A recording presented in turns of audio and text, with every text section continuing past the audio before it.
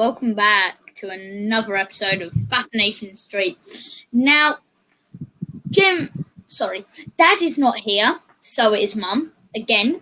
It is. Yeah, he's been stuck in the channel all day due to high winds, so we don't actually expect him to be joining us at all. Unfortunately, I can't mute. Why can't I mute that? It's all right, don't worry, we can roll with it. You reckon? Oh no. Hang on. Mum, why you got to make stuff to cook? Okay. Anyway. Yeah, so it's just me and Mika today. So, I'm afraid you're going to have to deal with us, I'm afraid. So. Unfortunately.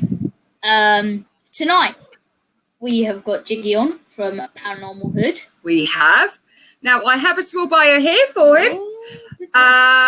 Jiggy grew up in the hood. He had a lot of paranormal experiences, but was told, let sleeping dogs lie and don't open Pandora's box. Just leave it alone. While running the streets, he learned about surviving and manoeuvring unscathed between different worlds. He's been operating a private full-service security company for the past 25 years. But in 2003, while working, he was shot and survived a near-death experience. His story is changed. 3 years later, in 2006, came the burst aneurysm. Medically, he died and came back, and some switch was flipped. His brain was changed forever. Absolutely amazing. Very good. Can you tell us a little bit about that switch and obviously how it happened? Yeah. So in, like you said, 2006, I had an aneurysm. I didn't know I had an aneurysm. It basically only came to light because this eye ended up closing. Like it looked like I had a stroke in my face and became asymmetrical looking at this eye. So basically it maneuvered itself up against this eye, looking at this eye. And I had no idea this was going on until a friend came to visit me because I had as you said, I have a security company, which I've run for over 25 years now. But at that particular weekend, I had a huge group who were coming into town. I had to function with a whole lot of my guys and do a lot of stuff. So I felt like more was probably stress that I was dealing with. But my friend convinced me to go to the hospital upon seeing what I looked like. Getting to the hospital, the doctors gave me a CT scan for the first time in my life. Now, I was 36 at the time. I'm a lot smaller now because I currently am a vegetarian. I haven't had meat for almost 2 years. So I've lost a lot of weight due to that. But I used to be a much bigger guy. My biggest was 415 pounds at some point. They didn't do open-end MRIs or CT scans back then. They were really expensive write-ups to do. Most insurance companies wouldn't cover them, so it would be an out-of-pocket expense. So I never had one done, but I had suffered from migraines my entire life up to that point. And I still suffer from migraines to this day. But to make a long story short, upon them doing the CT scan, the doctors basically sat me down and tell me about this thing called an aneurysm. And I'm like, what's an aneurysm? I have no idea what this is. I've never heard of it. I don't know anybody who's ever suffered from one. It was very surreal is the only way I can put it. Upon which I tell the doctors, like, I'm going home. Like, I'm going to go home. And they're like, you can't go home. If you go home, you're going to die. I said, okay, but if I stay here, can I die? And they said that absolutely is a possibility. Aneurysms are the type of thing that there's so many different variables that can happen from this point on. So I decided to go home. I just kind of needed to get more information. I know it sounds weird, but I needed to kind of hear it from people who I loved and kind of could put it in perspective for me to kind of put my world kind of back together to understand what I was dealing with. So when I went back to the hospital a couple of days later, everything was routine. They were supposed to do what's called a simple clip and coil. They're getting me all ready for this stuff. They're like, you look fine, you look good, just kind of relax, don't get yourself upset. The best thing to do is just be really calm and relaxed. The surgeon will be here tomorrow. He's one of the top surgeons in the world. Massachusetts General Hospital, which is here in Boston, is ranked number 2 in the country.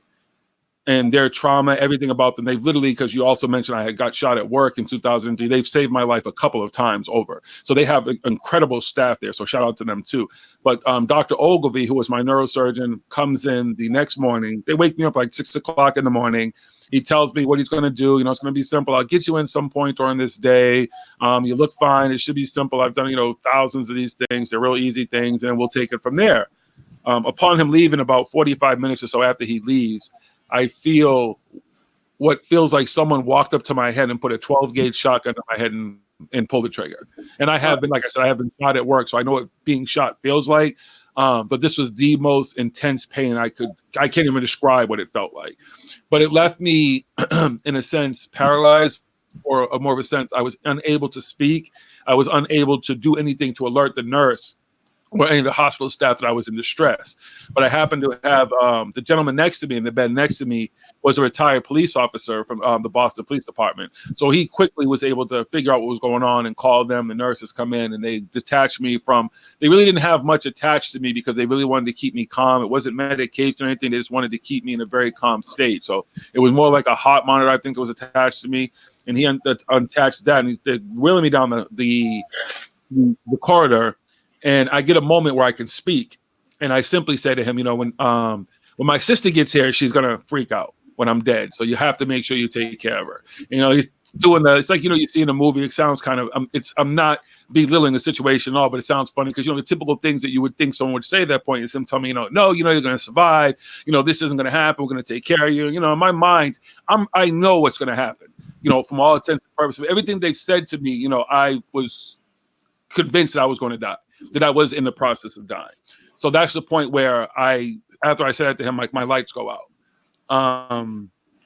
And there's a period, which to this point, because I've never really looked at a high percentage of my medical records. I've talked to my family about it. I really have not gotten the full extent of time that I was out in between the point of from there to the point of I have a craniotomy, I have a plate in my head. It's really hard to tell, but like I said, I have a really great neurosurgeon, Dr. Ogilvy, shout out to him. So the whole procedure, everything that happened, I can tell you that I was in the hospital for about a month and a half, but I don't remember much of the time that I was there. But what I do remember from the point of my lights going out to the point of me waking up is that people, and I was listening to somebody else talk about this earlier, about when people have near-death or death experiences, because mine was not a near-death experience, it's a death experience, is the lights and all this and heaven and hell. And some people said they see Michael Jackson or they saw Elvis, whatever. I did not have any of that. And mine felt like what I call the void. And it was more a place where you're not apathetic, you're not happy, you're not sad. It's not emotion. It's kind of like you're not attached to this. You don't really need those things at that point. And I don't know how long I was in this place, but I know it seemed like almost maybe minutes passed. So I start to get this feeling, the most comfortable feeling that I almost would say it's like, I guess what childbirth, like being a child, like probably being in your mother's womb probably feels like. It's because it's the most comfortable place you probably as a human being have ever been. No house, really, because that's your home. That's your home for 9 months. That's what makes you. That's where you're formed. So you can't really, it's hard to describe, but that's how I kind of describe where I feel like I was at. And I simply just heard a voice that I hadn't heard. And at that point, since I was a preteen, and the voice that said to me, Joseph, you're going to be okay. Like, don't worry about it. Just relax. You're going to be okay. And that's when I remember waking up. So I don't know, anything in between that, but that's what only thing that I remember for that whole period of time. And it just kind of, I couldn't explain it. So I went to a month after getting out of the hospital, I went to my first examination, Dr. Ogilvy, my neurosurgeon. And I walked into his office, unassisted, unabated, like nothing. I didn't have a cane. I wasn't in a wheel. This was open. He wasn't suffering from Mika. Broke up a bit, Jiggy. Oh, I'm sorry. Can you hear me? Am I here? Yes. Okay, sorry. I don't know if that's me, but yeah, okay. But when I walked into his office, the first thing he says to me is he's like, man. And I'm like, what do you mean, Superman? He's like, in all my years of doing this, I've never had this happen. Like, I was expecting you to be wheeled in here in a wheelchair, possibly on crutches or a cane. I was supposed to have to prescribe you these prescription glasses, which were going to help that eye reevaluate itself and resituate itself. You're supposed to do months of rehab and maybe have to learn how to walk. There's all these things that could have happened to you, strokes. There's if you're not in that situation, it's hard. But there's just a unsurmountable list of things that you could go through post what happened to me. And I went through none of that in a sense. And he couldn't believe it. And that's literally his words verbatim. What he's telling me as I'm sitting down. And it didn't really, none of that really fazed me. I don't know if that makes sense, but my life before that, I've lived an extraordinary life through my work. I will say that I've had the blessings of seeing some of America's, biggest hip hop artists, some of the world's biggest artists, period, rappers, singers, athletes, everything. I've done security with these people for them, toured with some people, did different stuff. So I've had an extraordinary life. And I also had a very paranormal life. So this to me didn't seem abnormal. It sounds weird, but it didn't at that time. It didn't dawn on me that this was a world-changing experience for me. Not for anybody else. I know people around me, it was changing for them, but not as much as it was for me. I didn't get it. So I went back to work, did everything kind of normal. But one of the first things that I started to notice was, and I know this sounds weird, and when I speak like this, I want to stress to people that I'm not someone who stresses any kind of powers. I don't consider myself changed psychically, anything. But what I did notice for me was that the world and people were, I could see it in a different way. The world was very, very bright. It was extremely bright. And I had to learn how to tone it down. I had to learn how to kind of adjust my brain to what I was seeing and adjust to how I saw people. And I began to kind of see a brilliance in people that I didn't see before. I kind of could see people's energy, if that makes sense. And again, I'm not saying it in the sense like something, but I just feel like it was more what my brain, and all of our brains are probably capable of doing, but my brain kind of needed a kind of a knock to kind of get it to look at the world the way I needed to see the world all along. So that's why I say when I talk about that light switch being hit, being like somebody hit that switch and like switched it on for me, because that was the beginning of me kind to see the world through more of a paranormal sense and a paranormal eyes, and begin to look back on my whole life prior to that and try to figure out all these experiences and things that I had that, as you said, like is in my bio, was status quo. I grew up with, seeing my grandfather as a ghost when I was 7 years old. I had never met that man. He died way before I was born. At that point in my life, my family wasn't ready to have that conversation and try to introduce him to me because I was 7. They didn't think I probably was ready for that. At some point they would have done it. But just simply, I'm walking through one room in our house to another, and there's this man standing before me dressed in a sailor's outfit. And our house, we used to have boarders in our house all the time, so it wasn't abnormal to see a stranger there. And he was introducing himself to me, which even seemed more proper to do. And my grandmother's in the other room, and she hears me talking. She's like, "Who are you talking to?" And I'm like, "I was talking to Joe the Sailor." She's like, "Well, who's Joe the Sailor?" And I described him. And she looks at me and she goes and gets a book and shows me my grandfather, who my middle name, which is Joseph, who I'm named after. And she's like, "Well, just who you saw?" And I was like, "Yeah, that's him right there." And she's like, "Well, that's your grandfather." And she explained it to me. And even how she kind of dealt with me was very doting, very, there's a religion that a lot of people practice that they kind of have everybody else see, the going to church, the typical kind of Christian or typical religions, that the more mainstream religions. But I also noticed growing up that people also, including my grandmother, also had another religion they kind of studied. And it was an understudy of that. And I didn't understand it until I got older, especially until I started all this kind of journey and then kind of incorporating some of that into my life now, because I look back and understand who she was to me and what she saw in me. And that at some point she knew that this was going to become a dilemma for me or become a growing point for me in my life. And it's almost like she knew all this stuff back then and prepared things for me along the way, that even though she knew she wasn't going to be here, would be here for me when I needed them at the right time. So it's just, that's what I mean when that light switch got hit for me. It just kind of made me look back and start to question these things. Who am I? Why am I here? Why have I survived survived, and just the gun, being shot and the aneurysm are just a small percentage of the things I've survived throughout my life. Like there's so many stories of things that I shouldn't have survived that I've survived. So what, Dougie's lifting Mika's feet. He's not doing very good. Dougie, come away. Come on, away. One of my cats is on the other side of the computer. Yeah, my co-host, you guys haven't seen my co-host yet, but they're all like around the computer, like rubbing it and headbutting it and stuff there. I'm trying to keep them off the keyboard. Yeah, that's it. Now, Dougie, this song is for you.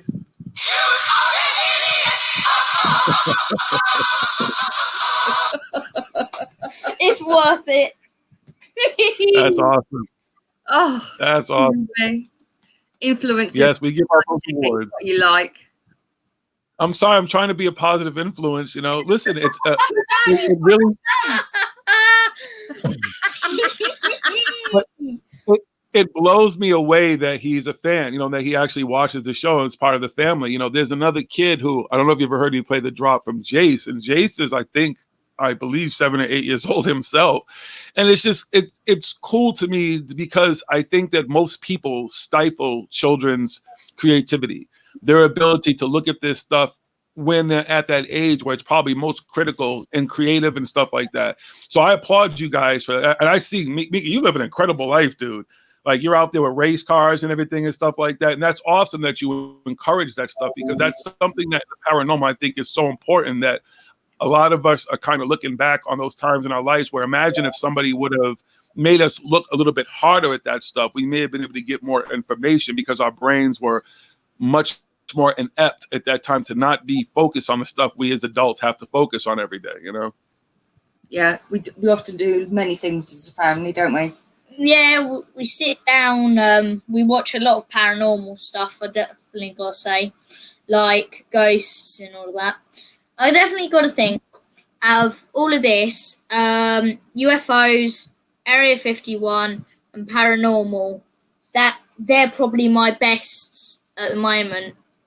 And it's really cool because I've watched something called Paranormal Hood, and it's actually on, no, not just this, it's actually on Amazon. I watched it. It's on Amazon Prime. Go and check it out. It is really cool. I watched the prison one, and that astonished me. I was just like, whoa, okay. And yeah, that one was cool. That was fun. Thank you. Standing there with the box, and you were talking to this spirit, and these green lights, it was saying to you, I don't like those lights, turn them off. And I believe maybe why he didn't like it is, I believe some ghosts don't like it because it shows their kind of like, how am I trying to say this? It kind of shows them the outline, kind of. And that's why he was so scared, because he didn't want to show his outline. Because that shows you that he is there. Like, as many times as you said, can go through the lights, he didn't want to go because it's you're basically telling him to come through. And he's just like, oh, yeah, I want to do that. But he says first, can you turn off the light? And I totally get why he said no, because you might have wanted to catch that ghost. And trust me, I would really love to catch a ghost right now. But I don't want to do that because I don't want to upset it. But it seems it didn't do stuff right in prison. I don't really blame you for doing that. So, well, anything you got to say? We're not going to spoil it too much. You're going to have to go and check it out. Yeah. We don't want to give too much away. It's a nice hour episode, and there's plenty of stuff. But I just the fact that you guys watched it is awesome, and the communication stuff is stuff that we're trying. I don't really know how all this works. That's the best part of it is people give us different stuff and ask us to use different stuff, and I don't tell anybody that what I get out of it, what I've experienced all these years as an investigator, is what I get out of it. I hope that people, look at some of this stuff and are unbiased, or if they want to be biased, but at least try to approach it with the sense of, we all want to know the answer. I mean, it would be nice to know, how can we communicate with a ghost? I think that the experience that I had with my grandfather and most ghostly experiences that people have are tailored to those people. I don't think that my grandfather wants to come and just talk to some random investigator in my old house or whatever. I don't see that happening.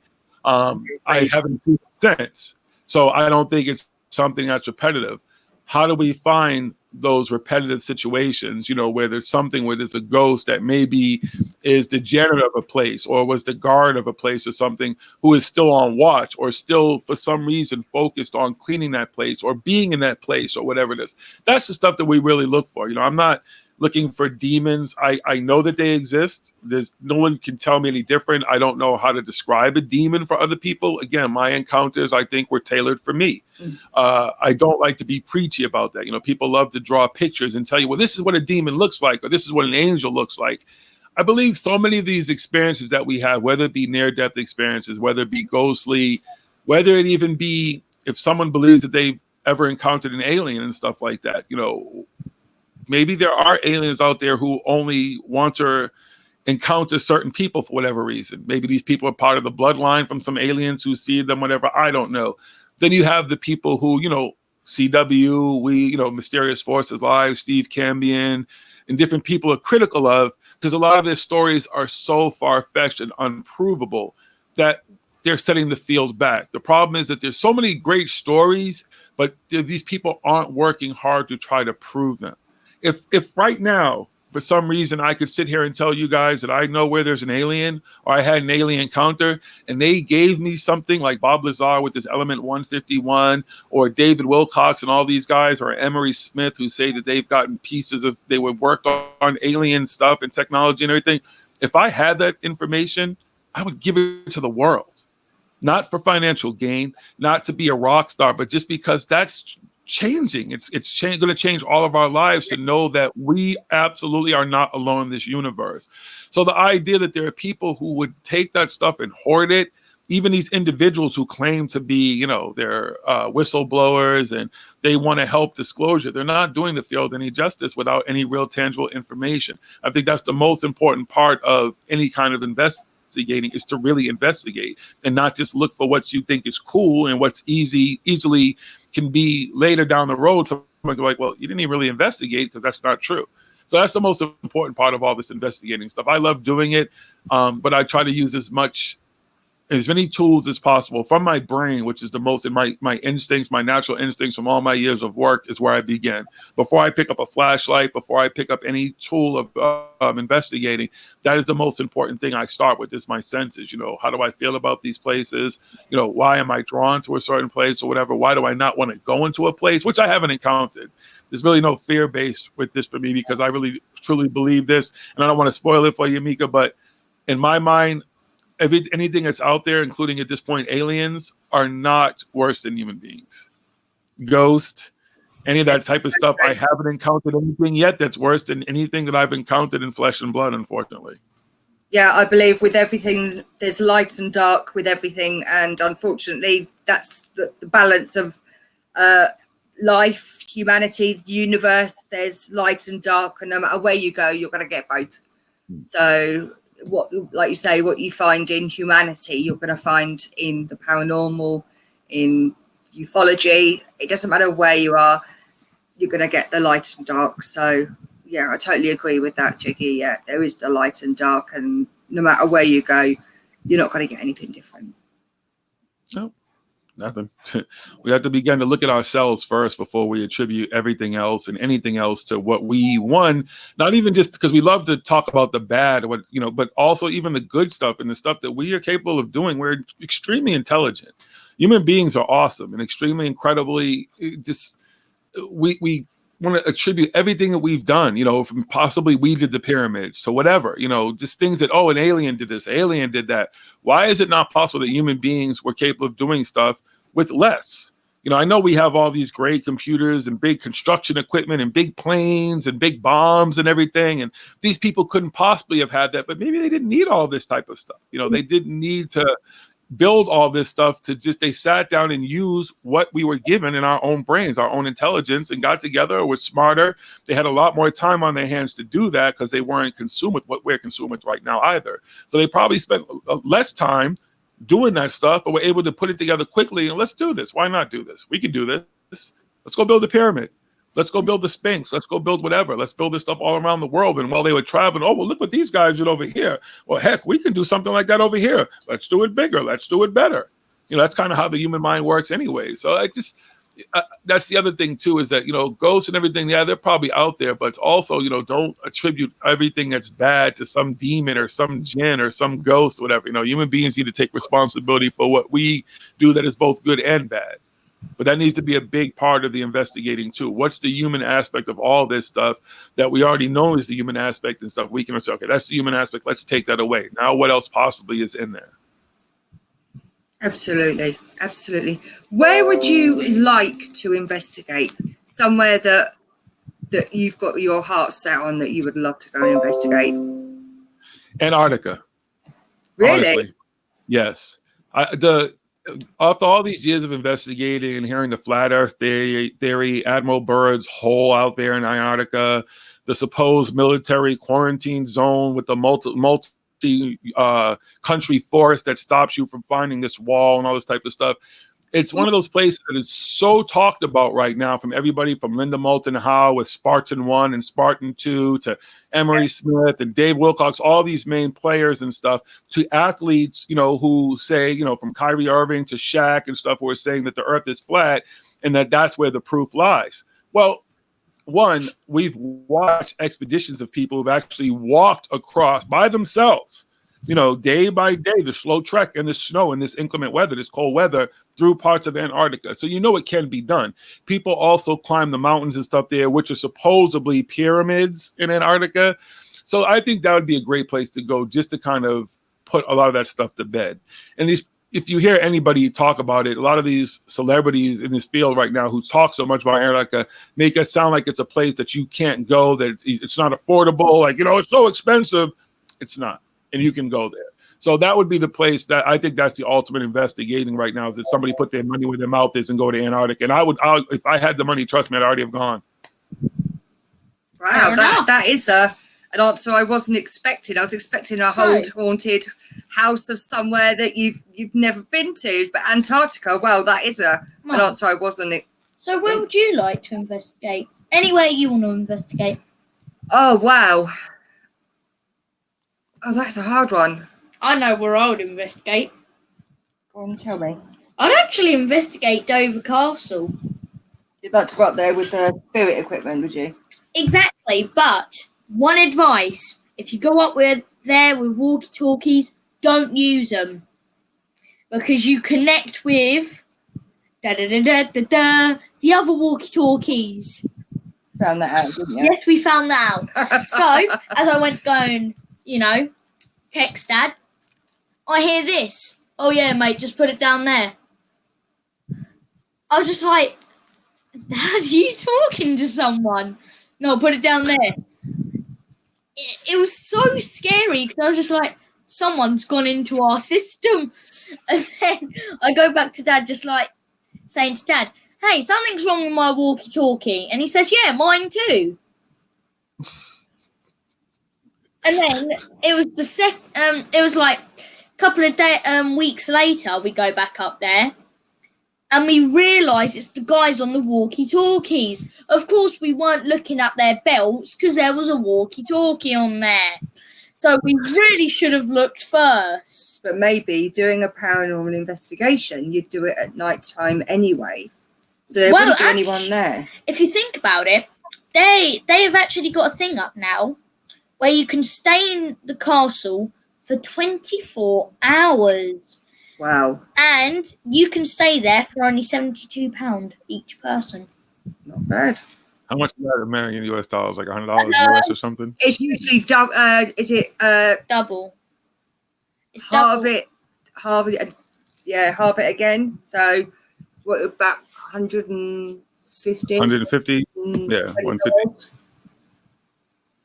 Just leave your walkie-talkies at home. Walkie-talkies also, like a lot of the equipment that you saw us use, they hunt AM and FM frequency radios anyways, and a lot of those walkie-talkies are actually used like that. Nextel is an odd one because they work on, I think it's a GSM like 900 megahertz band or something. But most of those regular walkie-talkies are AM, FM, and I know that because I use them for work too. Which is also how I figured out that's how some people create what do you call EVPs. They create them because they have somebody down the street who's using a walkie-talkie saying something very specific at a very specific time. So right, okay. That's also one of the scary things about, well, not scary, but one of the problems with over-investigating places is that people who own those places have so much time and money invested in them, and they want that they don't want the places to go away, that at some point, is it a haunted house or is it a fun house you're in? You know, has somebody started to rake things and very simple things just so you'll have an experience and they want you to keep coming back and talk about it. So I always wonder about that because some of these places are just so over investigated. And I live in Massachusetts, and the Lizzie Borden, you ever heard of the Lizzie Borden house? Yes. See, that's what I mean. Everybody knows about the Lizzie Borden house. It's a bed and breakfast. Like, you constantly see people coming and going and coming and going. For me to go there and investigate something like that that's right in my backyard, that's been done a million times, what am I going to do that's different? You know, what am I going to come back and tell you? Oh, well, Lizzie didn't give him 42 wax, whatever. It was 43 or something. And she told me that it's a ghost. We're going, right, exactly. We're going to Antarctica or going to a place where no one's investigated and done something really on that level is more, I think, moving for the field than me going to the Lizzie Borden house for the 100,000th time and investigating that, or most of these mainstream places anyways. And that's also why we're called Paranormal Hood. It could have been called Ghost whatever, because there's ghost shows that have come out that are hood based, but just so you know, quiet as it's kept, and I can prove this, though one of the shows was both of those companies that actually contacted me to be part of shows, and I actually turned them down because I didn't want to be a part of just some random cast in these random shows.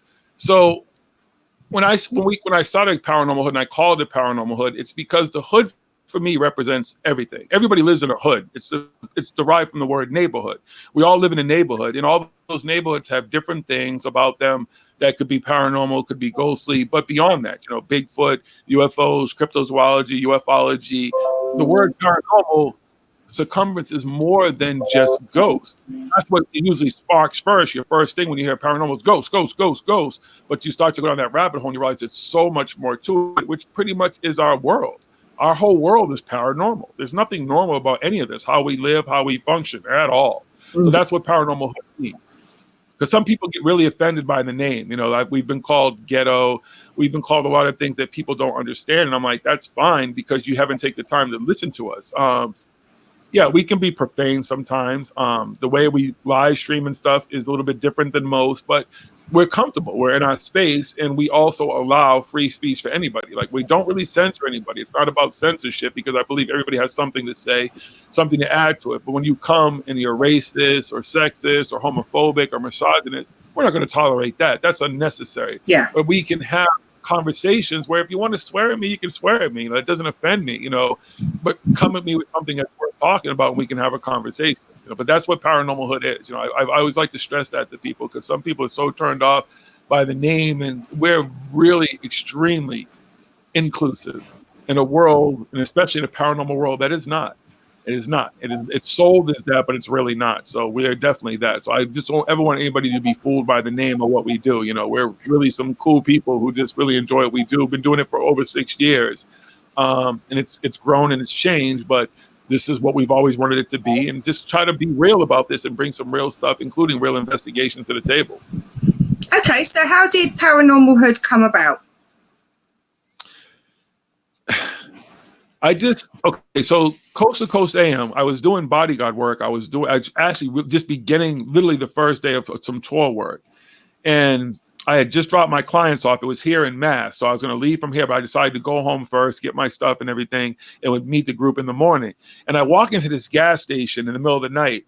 And I've seen, like, you know, again, my instincts as a security person, as a bodyguard and everything is to watch things around me. So I walk into this gas station and all these people are so captivated. There's a bunch of people in there, but they're really kind of standing still and captivated that I immediately went for my sidearm at first because I thought somebody was probably robbing the place. Like it was so eerie walking into this place the way these people were. I thought somebody was like going to jump out with a gun, like we're robbing the place. So I immediately kept my hand on my gun at the time because I was working. Wow. I go and get my stuff. I go to the counter and I say to the guy, like, and I'm like, excuse me. He's like, hold on. Like, so now I'm thinking the president's on the radio or something talking about war or aliens, and I don't know what's going on. And I hear, I believe it was John B. Wells at the time from Coast to Coast AM, and whoever guest he has on there, they're talking about aliens and ghosts and Mars and all this type of stuff. And I'm like, oh, that's pretty cool. So he's like, yeah, it's on a local radio station. The people tell me, I get my truck, turn it on, listen to it the whole way home. When I get a good hour's drive, I get home, I turn it on the radio in the house, and I'm hooked.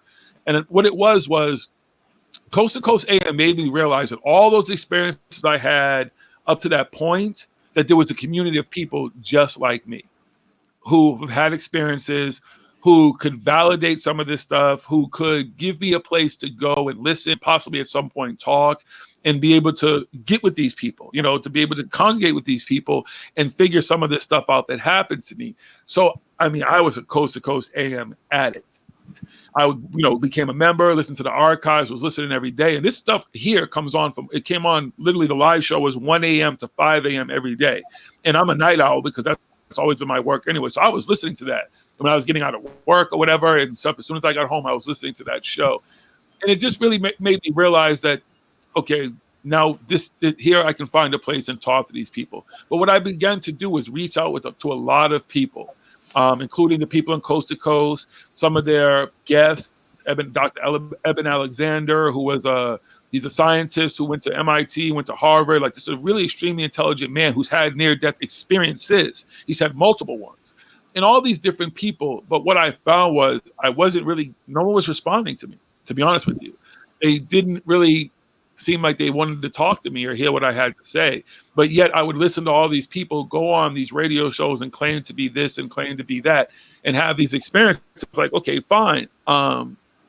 At some point, I need to create a space where I can tell my story, where I can try to find people who look like me, who sound like me, who maybe, because these people don't want to talk to them, I want to talk to them.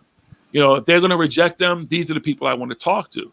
And I began to just start reaching out to whatever I could as far as investigating, do little things I could myself.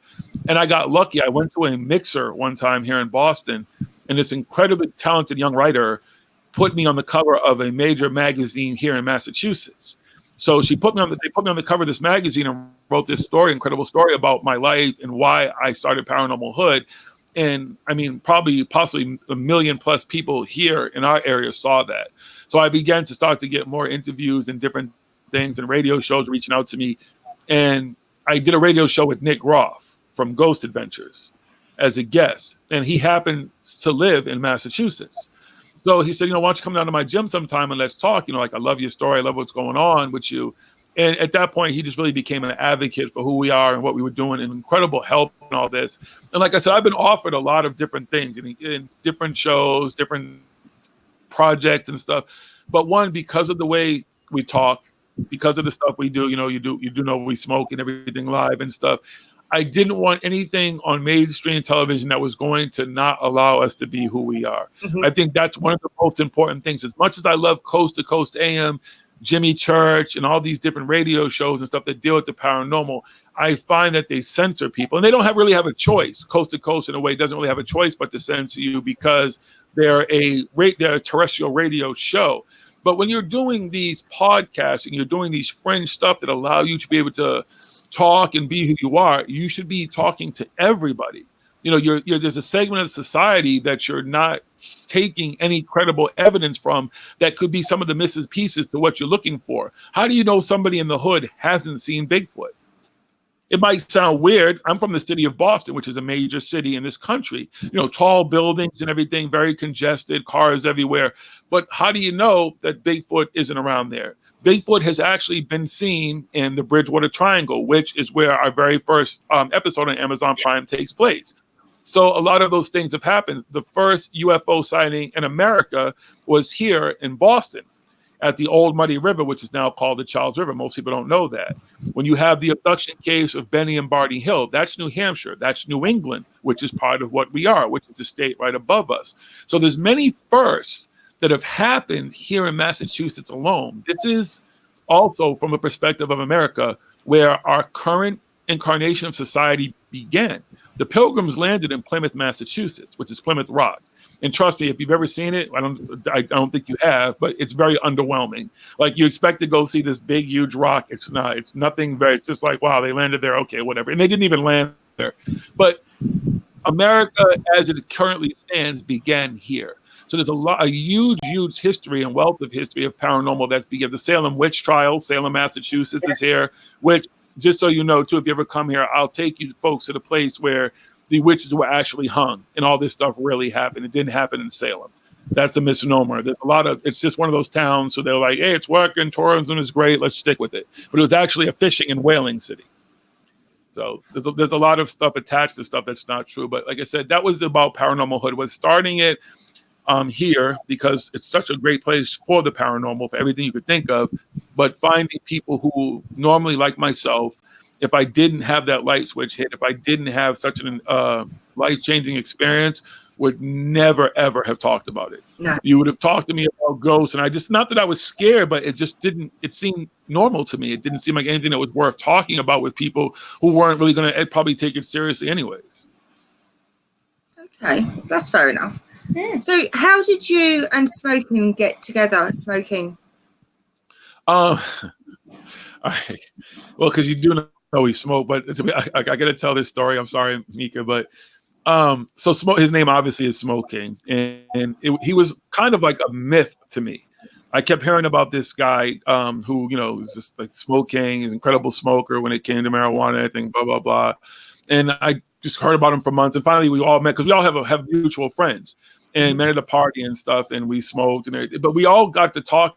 And I think because of me, you know, because of the whole paranormal thing, I would bring it up everywhere. I almost became annoying about it. You know, it's like, I want my friends to understand, like, you know, if they've had these experiences, they shouldn't be afraid to talk about it. So I was always bringing it up. It just got to a point where I started the radio show, you know, the guys were like, you know, why don't we all just kind of do it together and stuff. So that's why the cast is pretty much who it is. These are all my friends in real life. Like, these are the people I spend most of my days with. Like, I'll probably see Smoking tonight.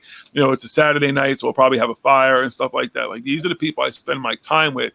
So there's nothing phony about it. There's a natural chemistry to all of us, because I always say this, like, this may sound harsh to anybody who doesn't understand me and my friends, but we're all of different races and stuff. You know, we all come together, have a great time, and there's this kind of no holds barred. Like, you know, there's not, you just kind of say what's on your mind, be who you are. And that's where it carries over to the radio show. Like, this is who we are every day. Like, Natasha from Mysterious Forces has come and hung out in the studio with us and showed with us for a few days. She can tell you, this is who we are. There's no act. Like, this is literally who we are every day, how we function, how we approach this, how we talk, all of our research, because it's not, the Thursday night show is the culmination of, as I always say this at the beginning of the show, 6 days prior to that show of hard work. You know, everybody who wants to be, it's easy to do a podcast in a sense, but to be a paranormal investigator, which is what you guys are too, and you understand what I'm saying, like, you guys went and laid in crop circles and stuff and do things like that. That's real investigating. That takes time. So when you're having that information and you try to present it to people, it takes time in between those shows to do that stuff, you know. So having your friends there to make light of the situation, have fun, the jokes that are told, and be able to just make it so it's something when we talk about it, it just kind of flows with everybody. That's what I love about it. That's why it was cool linking up with Smoking. It was just cool having friends who weren't just all going to turn a blind eye and just be like, oh, he's the freaking crazy one. So when we smoke weed with him, you know, we'll let him talk whatever he talks, but we don't want to see him after that because he's crazy. So. It's great to have friends that are crazy, though, isn't it?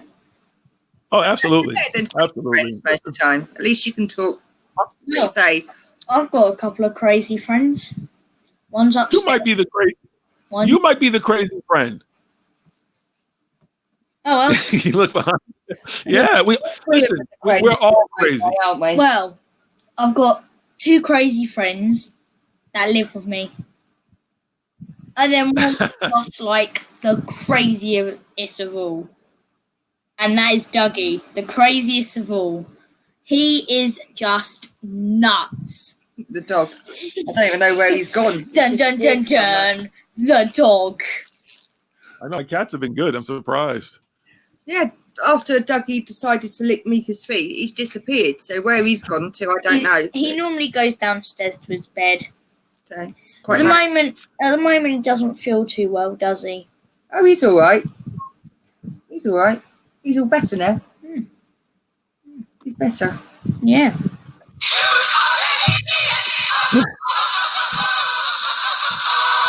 It's worse.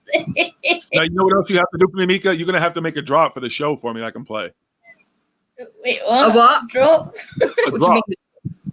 Like when you hear people like will say like, you know, this is Mika. I'm listening to Paranormal Hood, whatever. You know, just a nice little drop I can play on the show. Yeah, I did I one see. for Jimmy. I'm not Jimmy. Hello. Ugh. Excuse me. You need one for Jiggy. You get the M and the M in there. You need to take those M's out and put 2 G's in there, and we're talking. Yeah. Jiggy will use it. Of course I'll use it. Of course I will use it. Absolutely. That's why I asked for it. Sweet. Done. Okay. UFO You can do- Gandalf. Dougie. Yeah. Dougie. Talking about right, yeah, Dougie. and he wanders back in. Doug.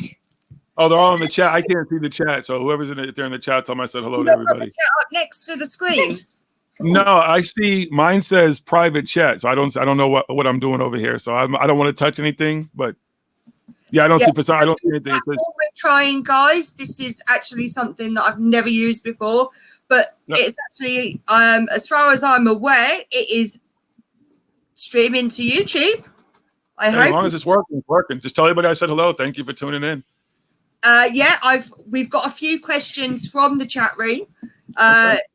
Shall we go to them? Let's have a look, see what questions we've got. I know I've already asked you one, which was obviously how did you and smoking meat? So we've already done that one. Okay, we've got BGs. What is the most scary paranormal experience you have had? Oh wow.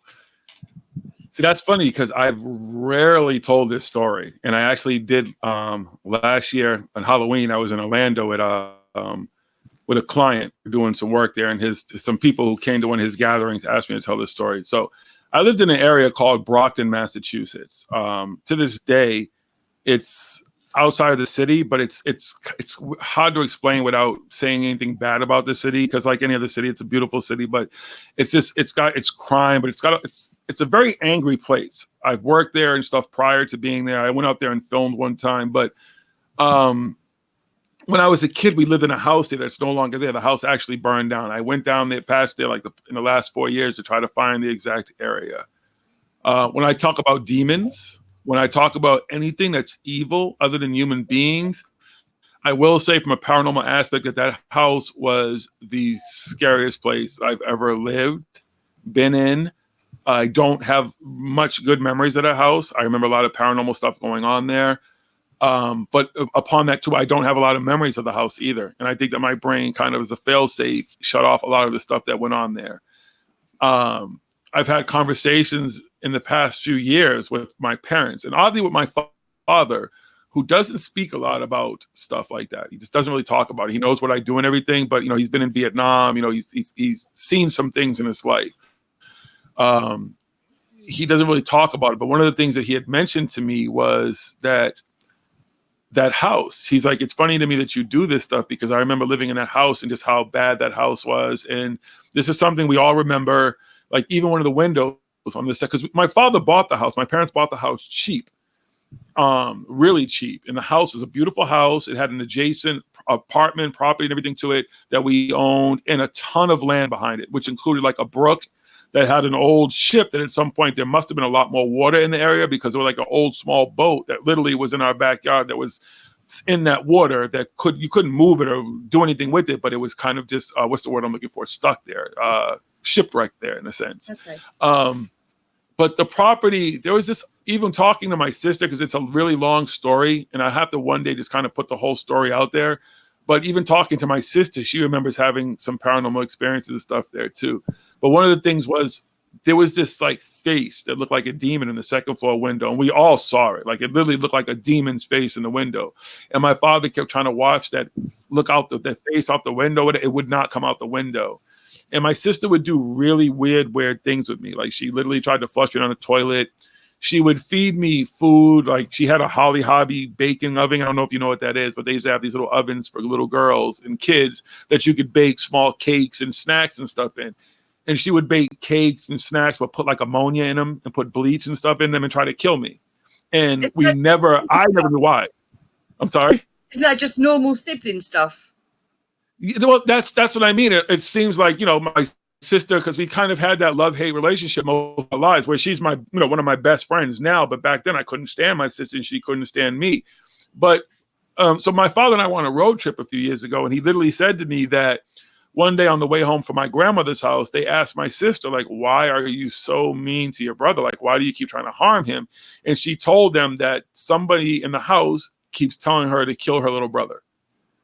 So for me, yeah. And my father, and I'm going to, I'm a very jokey kind of guy, but when you can kind of tell when I say something and it means something to me, my whole demeanor kind of changes. My father kind of has a similar personality. So when he says something like that, I take it as him being serious, especially where I'm at an age where I'm almost 50 in my 40s. It's taken him this long to say something like that, even knowing where Paranormal Hood has been around for a little while now. It took him so many years to even say something.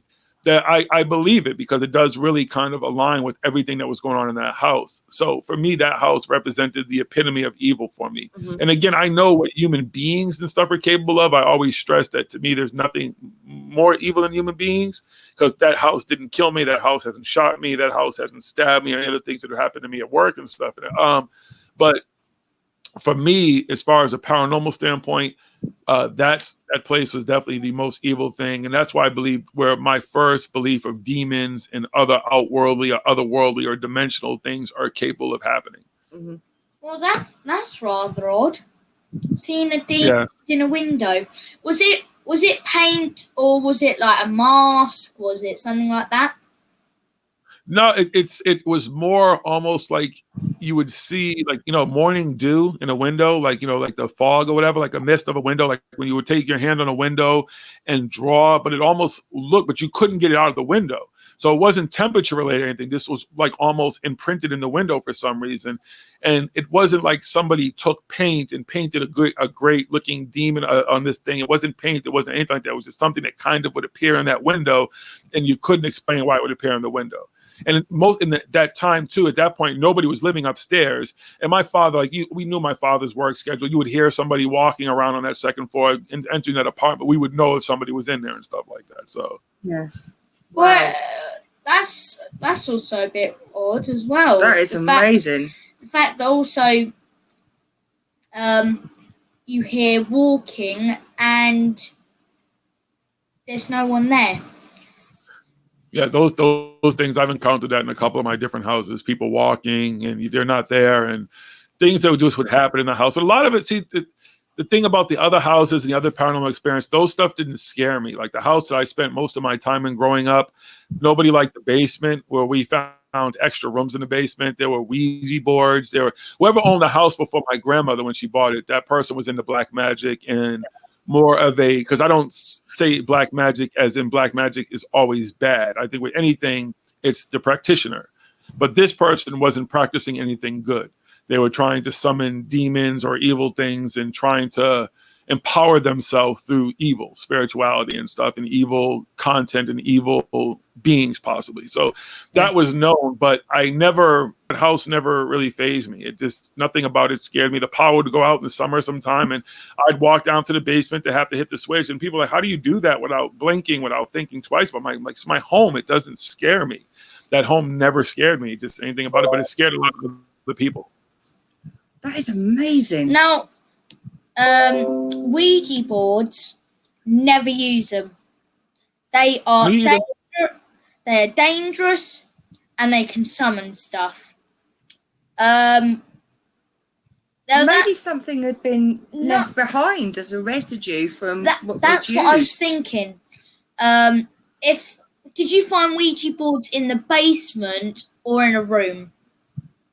It was in a basement in a closed off room. So where I grew up in Boston, it's the south end of Boston. It's literally in the city of Boston. And our house is part of the area, which is what was referred to as the Underground Railroad. So during slavery times, there was a woman named Harriet Tubman who helped the slaves escape.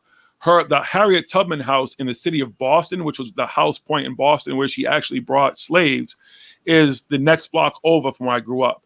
So that's why a lot of these houses had these sub rooms and these sub stuff, because they were actually literally built into part of the Underground Railroad.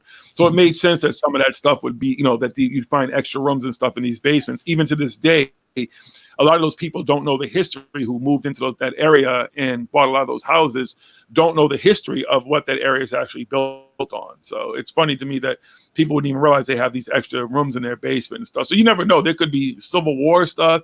There could be antiques in some of these people's basements, even stuff that you would find that the slaves left behind during their journeys and stuff that's in these basements, which could also attribute to some of, like, people say, well, would that make them haunted? I don't think so, because it wasn't like there were people, if a slave died along the way, maybe, but they weren't being killed in these tunnels. They weren't haunting these tunnels. This was a form of freedom to them.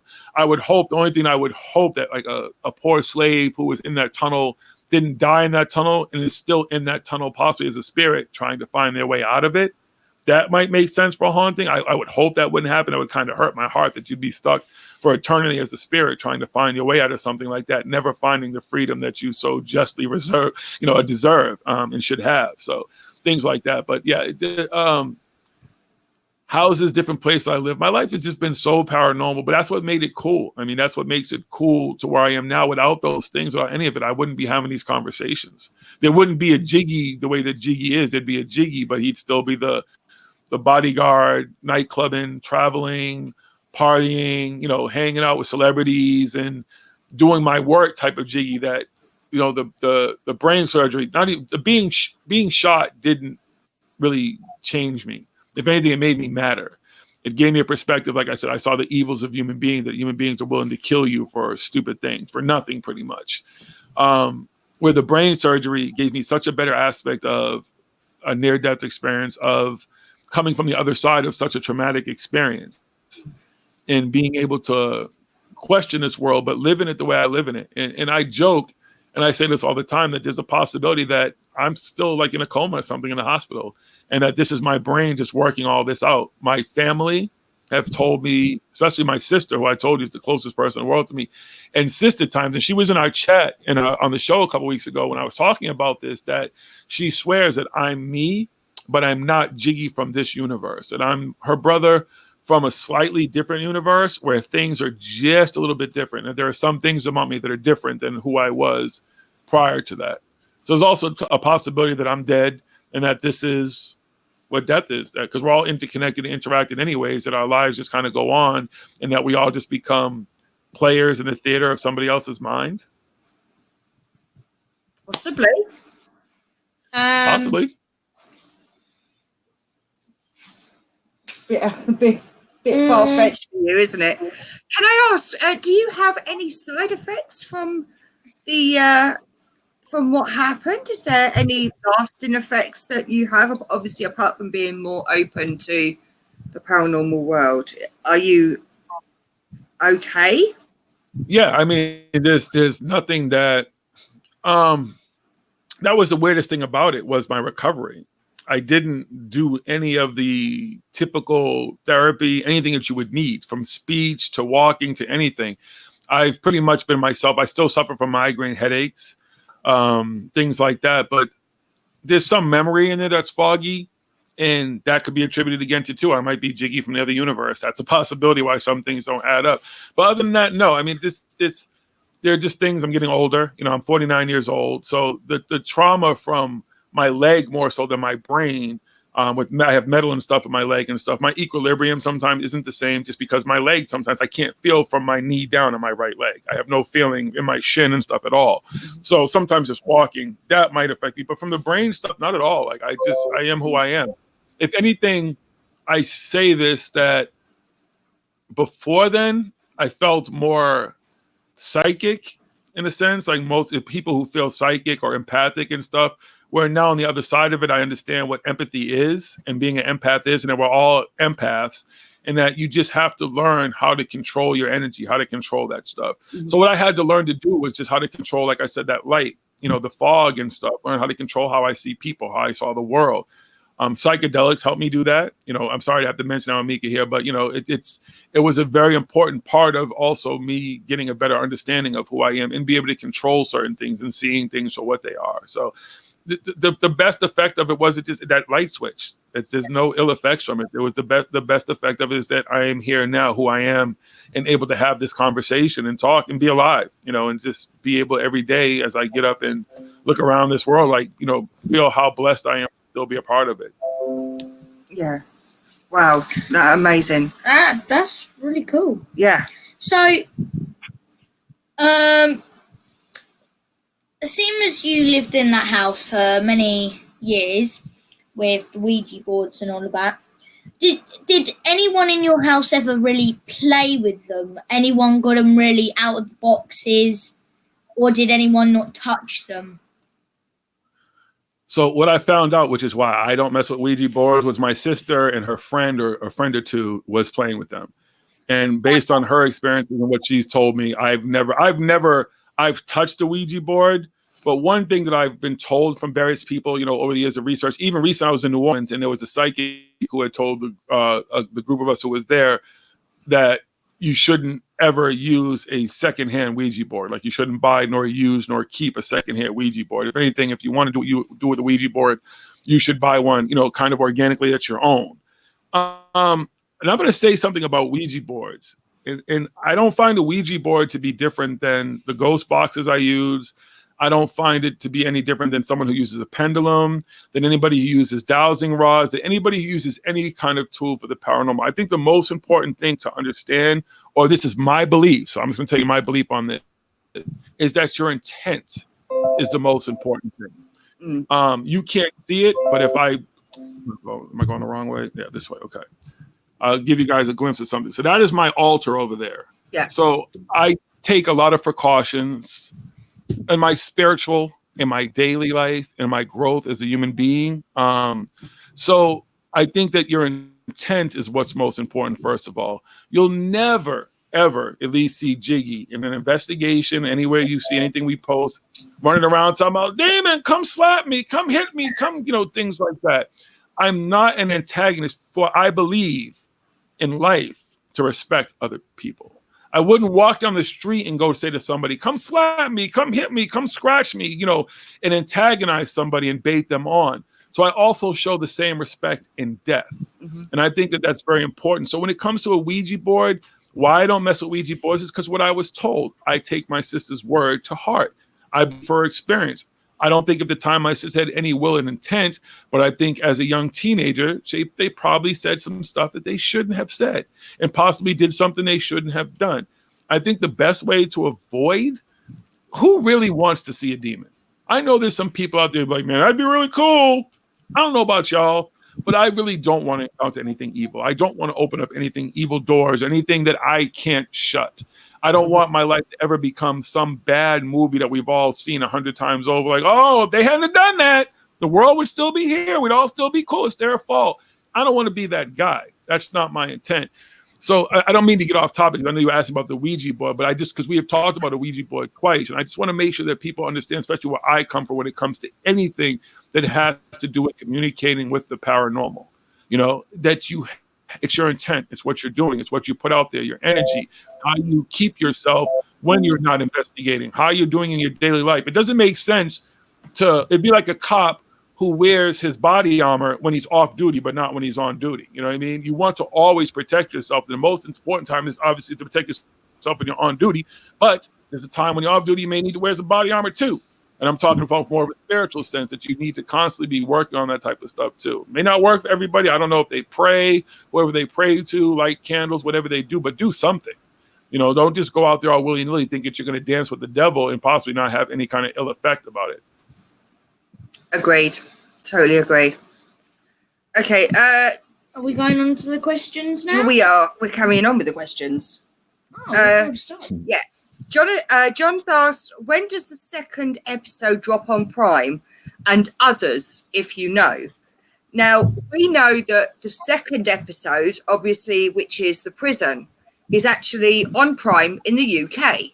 But for some reason, it doesn't seem to be in the US. Yeah, I don't know how that works. If it's dropped in Prime in the UK already, that means it'll be coming to the US soon. It usually just has to do with, I know here they have to, everything has to be transcribed and stuff, and you have to do stuff for, is it TTYL for like the hearing impaired and stuff? So there's things that they have to do before they format it.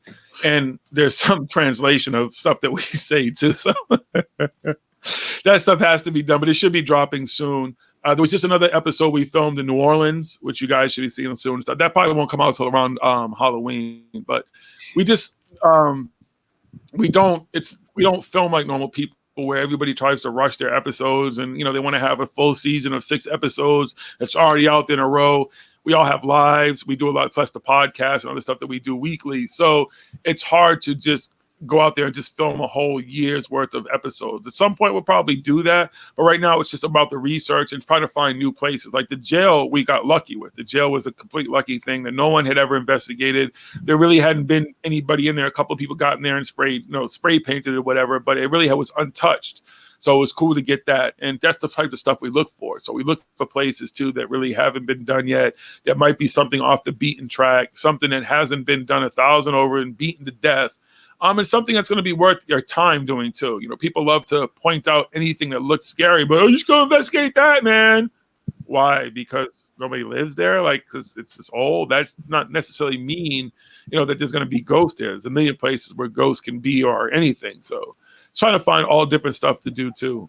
We may go up to Vermont soon and film another episode, which would be more paranormal sense based in debunking something like Coral Castle. Mm-hmm. I don't know if you guys know anything about Coral Castle, but we've done a lot of research on Coral Castle and have spent the last 3 summers going to Vermont with a friend who's building a version of Coral Castle 2 to completely debunk the idea that Ed Lee Scanlon was doing any kind of levitation, that that's how they built the pyramids with levitation, that just none of this stuff went on, that this man was just, he came from a family of engineers and builders and stuff. I think he was from somewhere like Romania or something, and came to America with the knowledge of his ancestors and the stuff that he did, the carpentry and all this type of stuff, and was able to build this beautiful place by his own terms, his own means, with junk and spare parts and everything. Like, it wasn't any kind of modern equipment and stuff. Like, literally, this man used old machines, old junk, old car batteries and stuff. And we've actually, if you look on the YouTube, if you look on different platforms, we have some of the stuff is actually shown there, where our friend, it's made by one man on YouTube. His name is Scott. And he's actually doing this stuff and showing people exactly what this man did, and that there was nothing paranormal about it. Just an extremely smart man who people kind of underestimated, who wanted people to kind of believe the woo. But anybody who actually researches Coral Castle with Smoke King, who's done an incredible amount of research about it and can tell you so much more than I can, but that the stuff is literally there. Like, we've watched the videos and stuff, and they'll show you what the man is doing. He tells you what he's doing, but people ignore it because they want it to be paranormal. They want to believe that there was levitation, that this man was doing some magical stuff, and he just wasn't. He just absolutely wasn't. He was a smart guy who used basic stuff around him. And like I said, he used spare parts, junk, garbage, whatever you want to call it in some people's minds, to do some incredible work. Oh, no, I just saw a chat. What was that? I don't know. Someone just appeared on the screen. Someone said, well, that was cool. Yeah, I don't know what's going. Well, that's cool. Yeah, that's cool. Oh, there must be. Yeah, I guess maybe there's a separate. I don't listen. Whatever that is, that's cool. Yeah, I don't know where that came from, but thank you. I know what this is for. Hang on. So you can now, what you could do is you can go up to one of the questions on here to Jiggy, and then you can show it up. Oh, that is cool. That's a new little feature I didn't know about. Right, so if you go, Woohoo! Yeah, we found something that is so now quite a cool little thing. Let's try a question. Can I do it? Hang on. And shout out to everybody in the chat who I can't see. Peace and love to everybody. There's actually quite a few people in the chat. We've got Out of Mind, Lisa Howard, Bee Gees, Philip Blair. We have Nine Eland, Genocide, Enjoy being. Here we go. Let's show you this one. What does Jake? Wait, I saw it for like 2 seconds. And okay, think of just pushing buttons.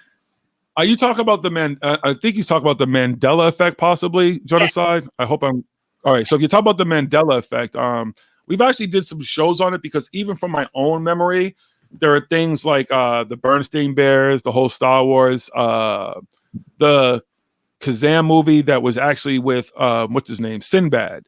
Yeah. I know Shaq has a movie called Shazam, but there was actually a movie with Sinbad that I remember him in. So there's a lot of stuff that doesn't. Again, and am I in the wrong universe? Am I in the wrong place? Am I just one of many?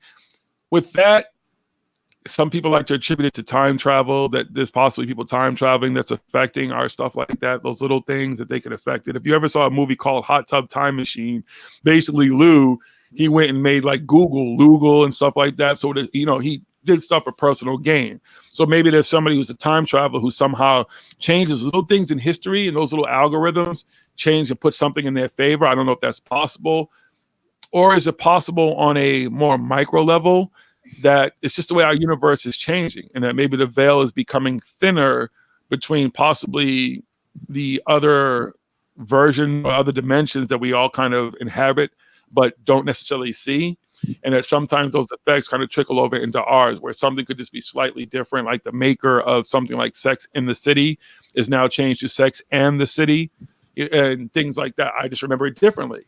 Some people talk about JFK assassination, that there were 4 people in the car. They remember there being, I guess, the mayor of the city and his wife alongside of JFK and his wife and the driver, which would have made it 5 people. Excuse me. I don't remember that.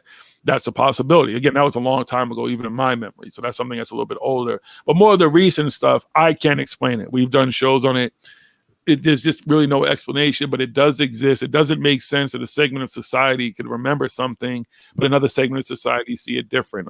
It just could be how the powers that be kind of mind wipe us little by little or something. I don't know. We'll get to a point where everybody won't remember that stuff. It's also how history changes itself. Mm-hmm. If you want to be able to, those who control history control how people see things later. So when Mika's older, now Mika's kids may not remember any of that type of stuff. That could be how a Mandela effects work. But it's got to be something more on an extreme paranormal level, because if it is something real, there's no way that any individual could walk into all of our houses and change the cover of DVDs and books and all that type of stuff. So it would have to be something on a level that's so paranormal or metaphysical or whatever that to us, it's small and we see the little effects of it, but it's something that's bigger than us that we just don't understand. Okay. Yeah, that's fair enough. Okay, let's go for the next question. I'm loving this thing that we found. Let's go for that one. Philip Blair, what's the most beautiful paranormal experience you have ever had? Death. To be honest with you, death. And that is the most beautiful experience. The reason being, I said something. I spoke at Conscious Life Expo. I was one of the smallest speakers at Conscious Life Expo. And I said something that had kind of shocked people who know me that I had never said before. And that's that the only problem I have with everything that I went through, as far as the aneurysm and dying and everything and coming back, is I don't feel like at any point I was giving a choice. And I know to some people that sounds weird because they're like, well, what would your choice have been? I don't have to answer that. But to be honest with you, I don't know that I would have wanted to come back. I don't know. At that point, it's like when I've done psychedelics, which is the only thing I can liken to my experience, is that you're just in such a state of bliss. You're in such a great place that if that is what death is, I have no problems with death. And I know to some people that sounds selfish. It sounds extremely selfish, but it's just, we're all heading to that. You're always going to be, except for Mika, because he's so young, that we're all more close, unfortunately, to death than we are to life in a sense. That's why you have to live life every day. But the not having the choice was weird, but I do appreciate being here. I do appreciate what I'm supposed to do here, who I'm supposed to see, who I'm supposed to be with, the friends I'm supposed to make. the people I encounter and stuff. I think it's all still part of my growth. I wasn't ready. I wasn't done. They put me in the microwave, but the potato wasn't fully cooked or whatever, I guess, yet. And I still have stuff that I have to kind of figure out here. So I will say that was the most beautiful experience. As much as, again, I say the other side of it, I would have stayed where I was at without any doubt if I didn't get told that I was going to be fine and come back and pretty much bought back here. But it's still the most beautiful experience. There's nothing that will ever, as far as I've seen, top that yet. So, okay, that's fair enough. Very nice. I mean, it could be something cool one day. I'm sorry to cut you off, but I mean, I could meet an alien one day. You know, I could somehow get transported to Mars or be on another planet or something, and not through psychedelics or smoking or anything. Like literally be able to do that stuff. That might top that, but until then, that's what it is. It's really what it was. You know, it's a mind opening, it's an eye opening, it's a soul opening, it's a spirit changing experience. What more could you ask for? The whole package of being enlightened. Absolutely. Yeah, no, that is just so powerful, so powerful. John's asked, since working security and the situational awareness, is it more important, and how does that help with the paranormal search of a place? For me, my instincts are always on point. Like literally when I was in New Orleans, we were locked in this old, we were in the Treme. And if you know anything about the Treme, it's got like a high murder rate. You know, this is the hood. Like this is dangerous place we were in. And we were literally locked in this old mansion that's got one. I got the key on my wrist. There's one way in, one way out. You lock the door, then lock the gate on the outside and stuff. The windows all have gates and stuff on them and everything. It's got a serene little like garden in the back, but that's probably the most serene place of this building. Although it was a cool building because the old nature of it and the rustic nature and stuff of it, and just because of what it survived from the floods and the Hurricane Katrina and everything is pretty awesome. But yeah, my training with anything. You know, I feel like if I went into a place that really shook me, that I was scared of, I'd have to go in. But if something got me scared, then I'd have to know what that was, because my instincts don't normally, they don't get that. Like this, no one has said to me, let's go investigate this. And I'm like, no, I'm not going to do that unless it has something to do with heights, or you're trying to get me in like a cave of spiders or something like that. I'm just not doing that. But there are things where my instincts kick in and they're just like, okay, go in here, listen to that. Follow things, I'm also listening to stuff, and I try to tell people around me as a legitimate investigator, that's what this is. Like that's somebody outside, or somebody walked by, or that's the noise from the house selling, or that was wind, or that was that. So, the experiences and the training kick in well, where it will help me to kind of knock down what isn't. I'm quick to discredit some stuff that even I would put out there immediately on investigation, say we're alive. Is okay, wait a minute, I'm going to second guess that this is probably what that is, because my instincts and training do kick in. I don't have that. I don't have that flight in me. I don't really have that. I have the kind of the fight mentality. I'm going to stand and figure out what something is before I'm run from it. I would never, turning your back on something to me doesn't really make sense. Like, let me just turn my back and go run so that the ghost or whatever, or the vampire can just bite me from behind and catch me from behind. I would rather the vampire be like, wow, this Jiggy dude put up a heck of a fight first, but still got him. But yeah. So my instincts, I try to rely on them when I'm in places, because you're in unknown territory. I'm walking that same mansion we were in. At night, everybody else is sleeping upstairs. I'm sleeping downstairs on the first floor in the room by myself. And I'm walking out in that place at night, walking around in the darkness, sitting down, because that's also what I learned how to do, is look at these places, get a mental map of where I am and know what's going on, the same way I would a hotel room, the same way I would any kind of venue I'm in, trying to find where the emergency exits and stuff are. So it's the ability to kind of maneuver in those places at night and stuff like that, and not have a fear, is a lot based on my training. Okay. Okay, Jim has actually put a question in. How do you feel about our family of YouTube content creators? Your family? Funnily enough. Well, I mean, I told you how I feel about it. I think it's awesome. I think I don't know if you got to hear what I said earlier, but, even having Mika involved, most people at his age are stifling him. You guys are encouraging him to grow as far as his experiences, and not just the paranormal. Like I said, we see he lives an incredible life. This dude is out here doing stuff I've never done. I've never sat in a race car and met race car drivers and stuff and everything. So I think it's awesome. I think that's more, I'd rather have a family who can bond over this stuff and try to figure it all out together than have a family that's torn apart because, say, the husband is into it, but the wife isn't, or the wife is into it and the husband isn't, and the kid just gets caught in the middle, and the kid's creativity, the kid's mind, the kid's own ability to be able to ascertain this stuff, and at some point, even now, be able to use critical thinking, which is very important in this field. You're not stunting any of that growth in him. So he's getting incredible critical thinking skills because he's learning on the fly how to look at something. And I'm going to use one swear, and I apologize for this, but he's going to know what bullshit is. And that's very important.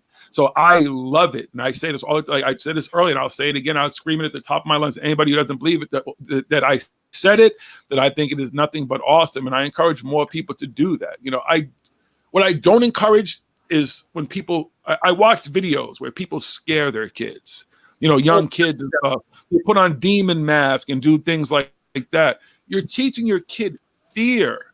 Why would you want to teach your kid fear? You want your kids to be fearless, but a smart fearless. To know when there's a limitation, when there's a time to stop, when there's a time to go, when there's a time to know that everything that mommy and daddy taught me is for a reason.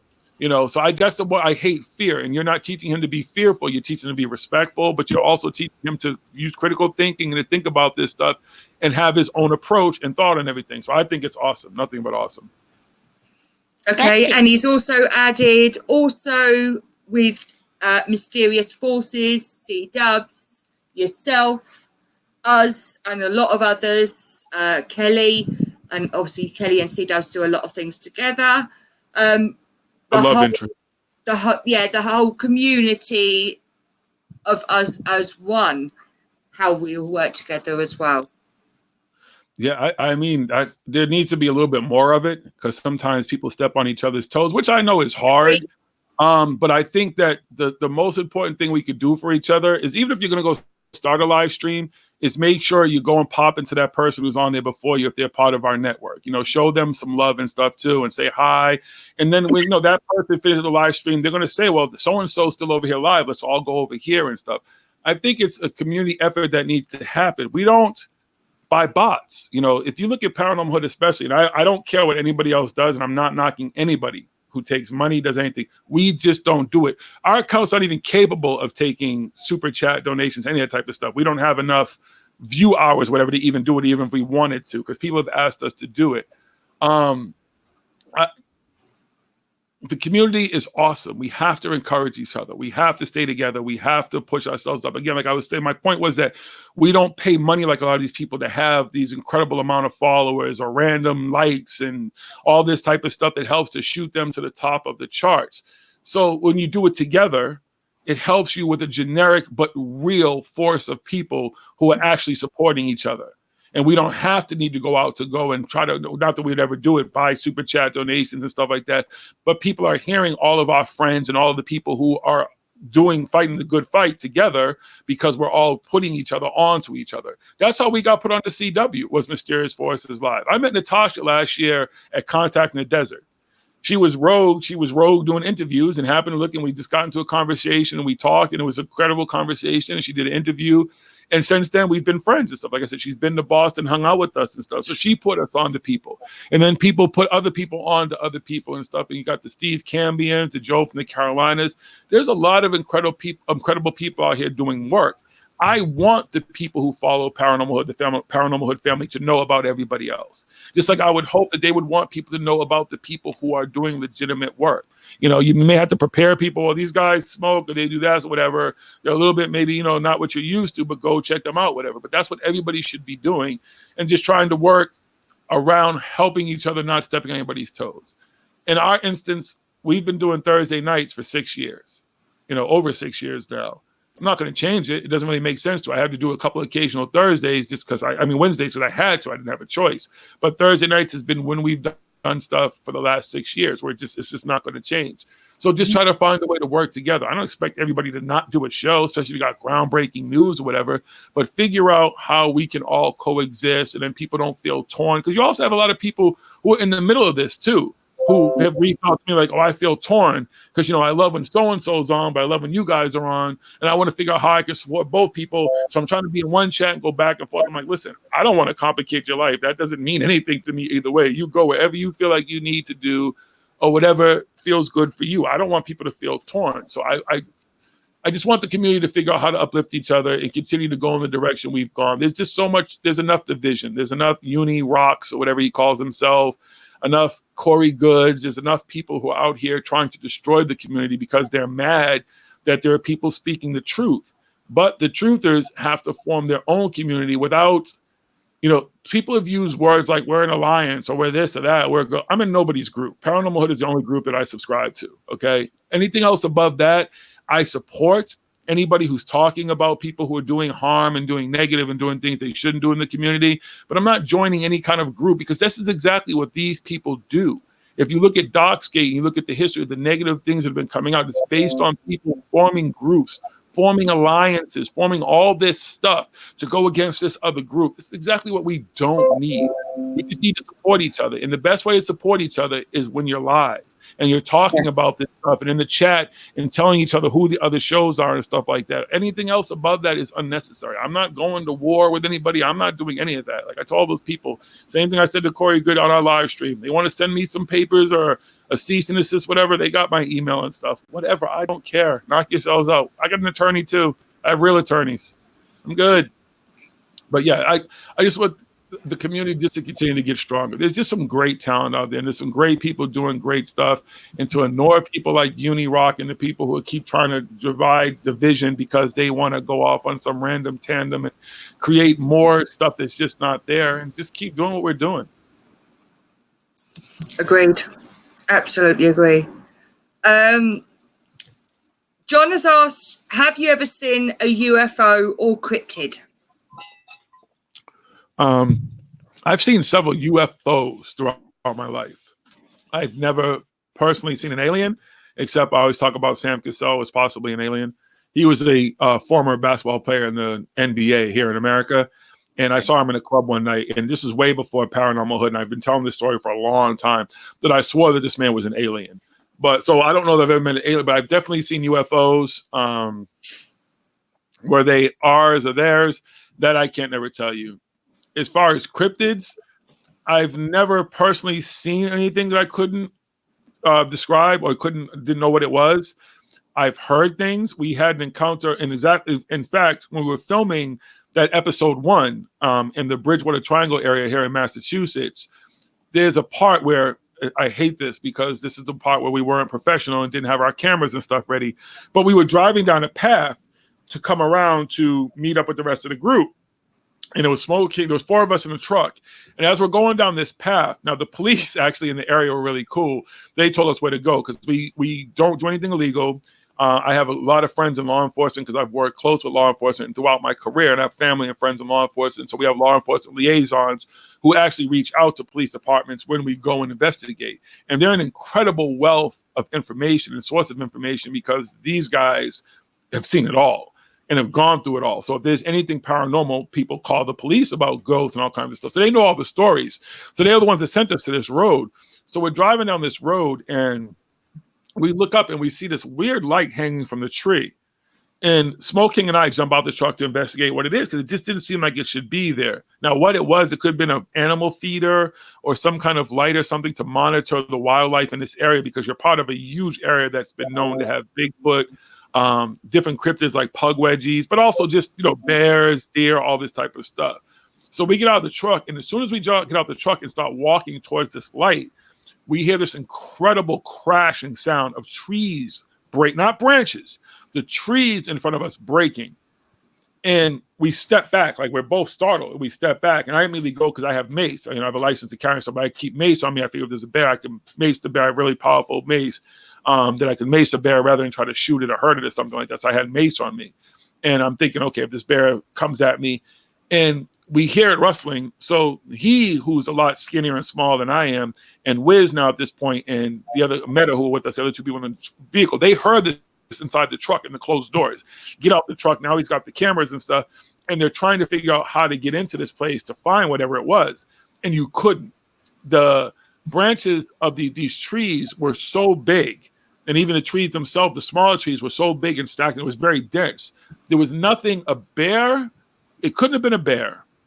There was no signs of it being a bear. You would have seen the way certain things that bears would have done. It definitely wasn't a deer because there was no path that a deer or anything that big or a moose or anything could have gone through. And a moose wouldn't move that quick. Like this thing moved extremely fast.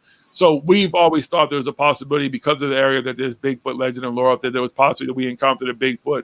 Was it a Bigfoot? I will never 100% say yes, but just thinking that's a possibility of what it was. And we're going to return to that place and investigate some more at some point too. So. Yeah, that's the only cryptid I've ever personally said I could kind of encounter. Never Nessie or anything else. But we're still trying to find Bigfoot. I just want to smoke a blunt with Bigfoot. Sorry, Mika, you didn't hear that. I think it's gone over the head. It's okay. Good. That's good. What are your thoughts on the Bridgewater Triangle? That's from John. Like I said, anybody who knows, if you're asking about the Bridgewater Triangle, if you know its history, just the fact that I talk about Brockton, especially where I lived for a short period of time, which was the most scariest experience of my life, is actually part of where the Bridgewater Triangle begins, because Brockton and Bridgewater are actually border towns. And that whole area, and I stressed this earlier about Massachusetts, and you have to know the history of Massachusetts and understand what the atrocities that have gone on here, from what the Pilgrims, the settlers, the Puritans, as they were called, and different things, came here and did to the Native Americans first and foremost. A lot of the land in that area, from Native lore and Native legend, are considered to be portals, different areas where you would contact different entities, outworldly beings, whatever, the spirit of Mother Earth, all these different things that they spoke of. Pug wedgies, which most people don't know about, which are native to this area. They're a crypto that's supposed to be native to this area. So with the Bridgewater Triangle, it's a lot of area to cover too. You're talking some of the area, really dense forests. I personally have investigated at least 3 different areas of this place, thrown a drone out there. I did a day investigation in the Bridgewater side of the Bridgewater Triangle in the beginning of it, and flew a drone just to get an aerial shot of the place to try to figure out at night, because you have to be careful, because there's also an area of it that you can canoe in, but there's a lot of area of it that's swamp. So you don't want to get lost in this place at night in some of these areas, because you may die. They never find you and never be able to find your way out. So I was flying a drone. But what I did notice about it during the day is that it was eerily calm and eerily quiet in a place that has a lot of trees and all this type of stuff. You'd think you would hear birds, you would hear different animals, different kind of wildlife. And other than the occasional kids going by on their scooters, whether they, on 4-wheelers or 2-wheelers and stuff, nothing at all. And this is all recorded through the drone and stuff like that. Now, this time of year too, I would have thought there'd have been some kind of wildlife or whatever. So it's got a lot of legend to it. We're still trying to explore different areas of it. I doubt in my lifetime I'll ever be able to explore all of it. I don't think anybody can. But just we'll continue to try to find out what it is, because there's something about that place. It's supposedly too, from further research, where I said earlier, I was quoting as saying that the first UFO sighting in America was the Muddy River, which is between Cambridge and Boston. And they call it the Charles River now. But now, from what we also were kind of studying, and we still have to do a little more research, there's a possibility that the first UFO sighting may have occurred in somewhere within the Bridgewater Triangle, which would make sense. And this place has everything from cult activity, where they found animals mutilated and stuff like that. There have been people murdered in the particular areas, squatters, different things. Just everything you could think of kind of has been talked about within this area of the Bridgewater Triangle. So it's a great place for stuff. And the little stuff that we've done, some of the research we've done, we have to continue to do more, like I said. So just a big place to cover. Some people at the episode 1 were like, well, you didn't cover this or that. It's like, dude, we were just trying to introduce you to the place and give you some background to it before we just start pulling out a bunch of equipment everywhere. And just, you got to understand where you're at, what's going on, what this place is. It's great for someone to just roll, all right, with the Bridgewater Triangle, here's my millimeter, here's my thing, let's just throw it down and do that. But I wanted the people to kind of get an understanding of it too, and why, it is what it is, and the history of what's going on beyond ghosts, beyond the cryptid, beyond the ufology and stuff. The history of understanding that, in my mind, in America, I think the oldest city is St. Augustine, Florida, I believe, might be the older city than anything even here in Massachusetts. But other than that, it doesn't get any older than this. That this place right here in Massachusetts, you're not going to find a more paranormal place in this country than anywhere here in New England, but Massachusetts especially, because it just began here and spread its way out. Fabulous. Absolutely. I totally agree. And the way that you actually presented it and gave the information was brilliant, rather than, like you say, just going straight into it with the boxes, doing the paranormal stuff. You actually gave a good background on it. So big up to you there. Yeah, that's some people, again, you get different feedback from different people, but like some people just always want a true investigation to just be about equipment and stuff like that. Had we just had equipment, not paid attention, we would never heard that tree. Like if you watch the episode, you hear that crazy tree making that crazy sound, and just the different little things that you pick up on. Almost you just don't know as well, wasn't it? The way the tree was responding to you. Well, it was responding to them because Jiggy wasn't climbing up that. Jiggy did not make the climb. Jiggy was not making the climb. So, but there were a couple of great experiences that were actually caught on camera and stuff there that happened. So it's not always going to be, again, if you're looking for the typical show where every week we just have, millimeters and spirit boxes and the latest, greatest equipment that's just going to make a whole lot of noise and apps and stuff like this, it's just not going to be that show. This from a more of a paranormal aspect too, of just being spiritual and learning how to reconnect with Mother Earth, connect with Gaia, connect with those things, you're more likely to have those paranormal experiences happen when you're not caught up in the current here and now. These things, especially if you're talking about stuff that's from way back when, old stuff, isn't going to know what a cell phone is. It isn't going to know what all those pretty lights and all that type of these gadgets and stuff are. So if you were talking to someone from back then, it'd be like us seeing an alien. You're going to want to ease them into it. You're not just going to run in, okay, here's my millimeters. See those lights? Let's get with those lights, buddy. If an alien, you're going to, just like we would look at an alien spaceship, we're going to figure out what it is. Okay, are they cool? Are they here to hurt us? Let me hide behind this tree for a minute and see what they do. What do they look like when they get out? Ew, like they're scary looking. I don't want to touch them, but let me figure out what they do. That's the same thing with ghosts. What makes you think that a ghost sees? Listen, I'm going to say this. Cover his ears for a minute, please. It's not going to be anything. I'm not going to say anything. Okay, but I won't use profanity. But for me, honestly, if I ever went to some place and I was doing any kind of encounter and do any of my, say, equipment or something like that, I got a racist response from a ghost, that to me would be a gold mine, because that would make sense to me that that's how somebody from back then would see me and possibly respond, say, in a certain area of this country or in the world, whatever. To me, that would be gold. That would be more important than me saying to a ghost, what's your name? You hear, Bob. If a ghost calls me something, a racial epithet or something like that, and says something that would be in line with the time, that would make sense. I want that kind of gold, to be honest with you. That's the type of stuff I'd love to find. Something that when you play it to be like, oh, that does really make sense. I'd love to find something like that. Yeah, no, I can understand that. That makes perfect sense. Like you say, it's with the time as well. Here's one of the co-hosts. Who's this? Is this BB? Yes, this is BB. This is Big Black Cat. He thinks he's a dog. All right, buddy. Dougie is all paws up underneath the leg. Dog. I'm sorry I'm boring you, Dougie. I don't mean to bore you, Dougie. I apologize. Okay, now John's asked another question. I'm not 100% sure because I don't understand this, but I'm hoping you will. What do you think of Zach from GA? If you ever, so I mentioned earlier about the very first article I've ever did and stuff like that. Like I've been very, very vocal from day one about my problems with certain people in the field. Okay. I'm not a fan of his. I've never been a fan of his work. Nick Groff is a personal friend of mine. So he understands. I've told him from day one how I've always felt about Zach. Zach to me is the David Wilcox of paranormal TV shows. Okay. A great actor. I guess chicks are into the muscles or whatever he's supposed to be about. But I've always found, his opening, I'll never understand. I once saw a ghost. Yeah, and so now you have a ghost show. Okay, whatever, dude. But he's just never seemed genuine to me. He's just been an agitator and aggravator. I told you how I feel about people who would want to aggravate and agitate the dead. I find it to be extremely disrespectful. I find it just be if I'm gonna tell you all right now, and anybody can take this soundbite, and I hope beyond my death that this soundbite sticks around. In death, if I'm ever a ghost, and that's how it works, and you idiots want to run around with people like him, messing with me and try to conjure me up, expect a bad time. Okay, just letting you know right now. Okay, it's not gonna be a good time for you. Okay, let me be in peace. If you want to come for some of these other ghosts and you can have a cool conversation with me, but you come talk about scratch you, kick you, bite you, you'll get what you wanted and then some more. Just letting you know that right now. Okay, be respectful. I don't like that dude. That's one of the main reasons is the disrespect and stuff. And just he's arrogant. He's extremely arrogant.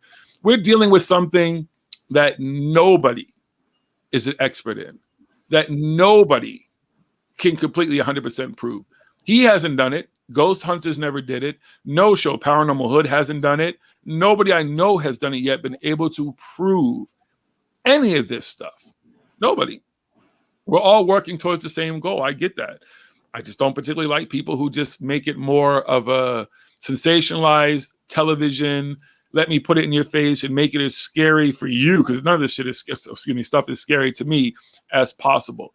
Now, I'm going to say one thing in defense of his show, Ghost Hunters, and every other paranormal show that has pretty much been out there, because I know some of the inner workings and I know how they do stuff.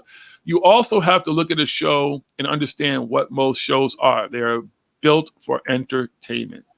They are not controlled by the people who are the stars on these shows. Most of them don't have control of their editing. Most of them don't have control in the final product that gets put out. So you have other people taking what you do, all the time that you spend investigating, doing all the hard work, doing all the legwork, being in old, disgusting places, sleeping in them, spiders, whatever, crawling over you, different things can happen. To have your work taken and chopped apart is not fun. So also at the same time, I'm not critical of all the shows in the sense that I understand what the finished product is and that most of these people have nothing to do with it. And if they could put out a better product and could put out the actual product they were working towards, they probably would. And you'd have a different opinion on most of these shows because there'd be more of a 80-20 rule where 20% of the time you would be sensationalized because something really generically happened that there was a response to, in contrast to 80% of the time where they take the most sensationalized stuff and just put it out there and try to convince you that it's something that it's not. By doing that, you lose that 20% factor because people would focus on the 20% or the 10% or the 5%, whatever it is, of actual stuff that's possibly paranormal. And then you would take that and break that down to a smaller percentage to try to get to the actual root of what you have found. Mm-hmm. That's not what most of these shows do. So I don't even want to just pick on Zach, but I also don't want to pick on the shows. I want people to also remember that too when you're watching these shows, what they are. Come on, Ancient Aliens. It's fun. It's entertaining. It's great to watch. It sounds great. But based on what? A bunch of people who most of them don't have any clue what they're talking about. And they're taking other people's information and regurgitating it. That's a problem too. Right? There's just so much disinformation based on entertainment. Mm-hmm. Not based on people just truly trying to just give you disinformation because they work for the government and the cabal and they're part of the psyops, because they can. Because that disinformation is working for them and they're making a buck and they're making a name for themselves. And in some way, they're finding their little bit of celebrity. It's worked for them. Is it real? Come on. Same. You just got to, it's again, like I was saying even with me, it's about the critical thinking. It's about just knowing whatever you're looking at, whatever I'm putting out, whatever Fascination Street, CW, Mysterious Forces, Joe Nick Carroll, even Unirock, people who, some dark journalists, whoever it is, Corey Good, David Wilcox and stuff. What are they saying? Why are they saying it? What's the meaning behind it? Where did this come from? Where were these people before this stuff? You know, what have they been talking about all along? When you stop doing the research on most of this stuff, you just laugh about it because you see the root there's no end game.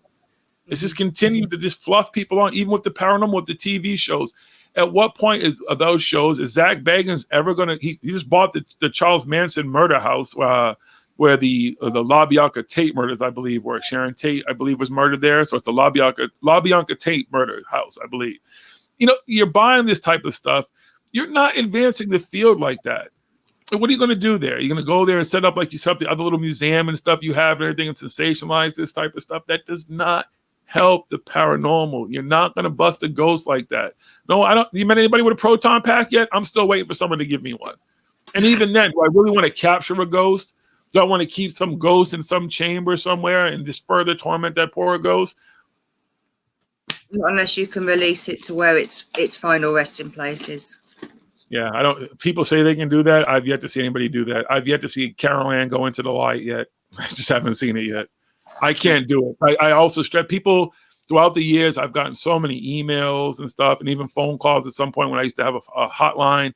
And people, can you come to my house? Can you do this, do that? I'm like, I can come to your house. I can investigate and possibly tell you it's there. I'm not a demonologist. I'm not a priest. I'm none of that. I can't make anything go away. I can't chase ghosts away. I can't dispel a demon. I'm not going to do any of that. I just don't know what to tell you. So if you really want me to come to your house, I'll come, I guess. But I never did. I've never done any home investigations. I think they're futile. I think they don't make any sense. I don't think anything is accomplished. That's just my personal opinion, other than possibly finding something. But then again, people who live in their houses should know their house is better than any stranger. So a stranger shouldn't have to come to your home and say to you, oh, that noise is just that shutter up in your attic that you never close, that at certain times of night, when the wind just hits a certain way, makes that noise. You shouldn't have to have a stranger come to your house to tell you that type of stuff. You should know your house. That's another thing about instincts and stuff. You were talking about instincts earlier. Somebody asked that question, is using your own instincts and understanding something. Everything isn't a ghost. It's not a demon.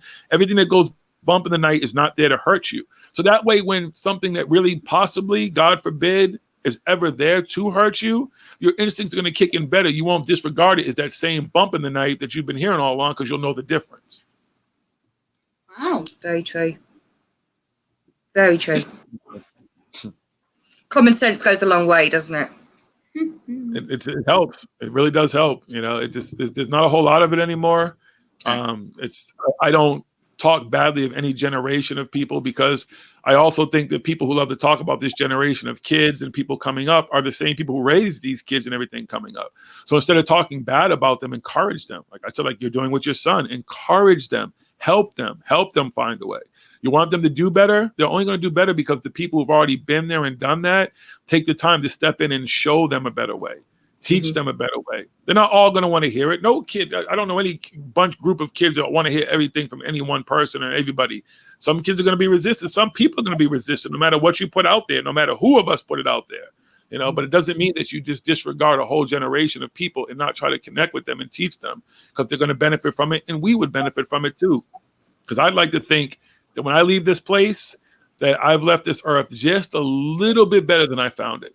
You know, I don't know. I can't move mountains. I can't affect every person on this planet, but I hope whoever has come in contact with me by the time I leave this place, that I've left it just a little bit better than I found it. That's my goal. That is my only goal. Yeah. Okay.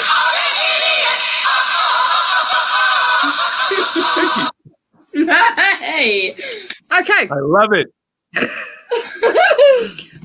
9 Eland has asked, would you ever do a paranormal investigation in nature, woods or jungles? Now, 9 is a new subscriber to us today, so obviously doesn't quite understand what you've done. So the triangle where you actually done your first investigation was actually in a forest, was it not? Yep. Yes, it's a very, very extremely dense forest and area here in Massachusetts. It encompasses a huge amount of area, but not even just there. We do a yearly, like I said, mentioned earlier, we do a yearly trek to Vermont, which is up north from us, which our friend has an incredible amount of property up there. We went up there last year and we hiked all through there. We're looking for Bigfoot and stuff, tracking animal markings. We found different little just weird things up there, like some people up there had distilleries for the syrup that they literally get from the trees and stuff up there. So we're in nature. Like we definitely love to do that type of stuff. Like I stress, with Paranormal Hood, it is not just about ghosts. It's about anything and everything paranormal.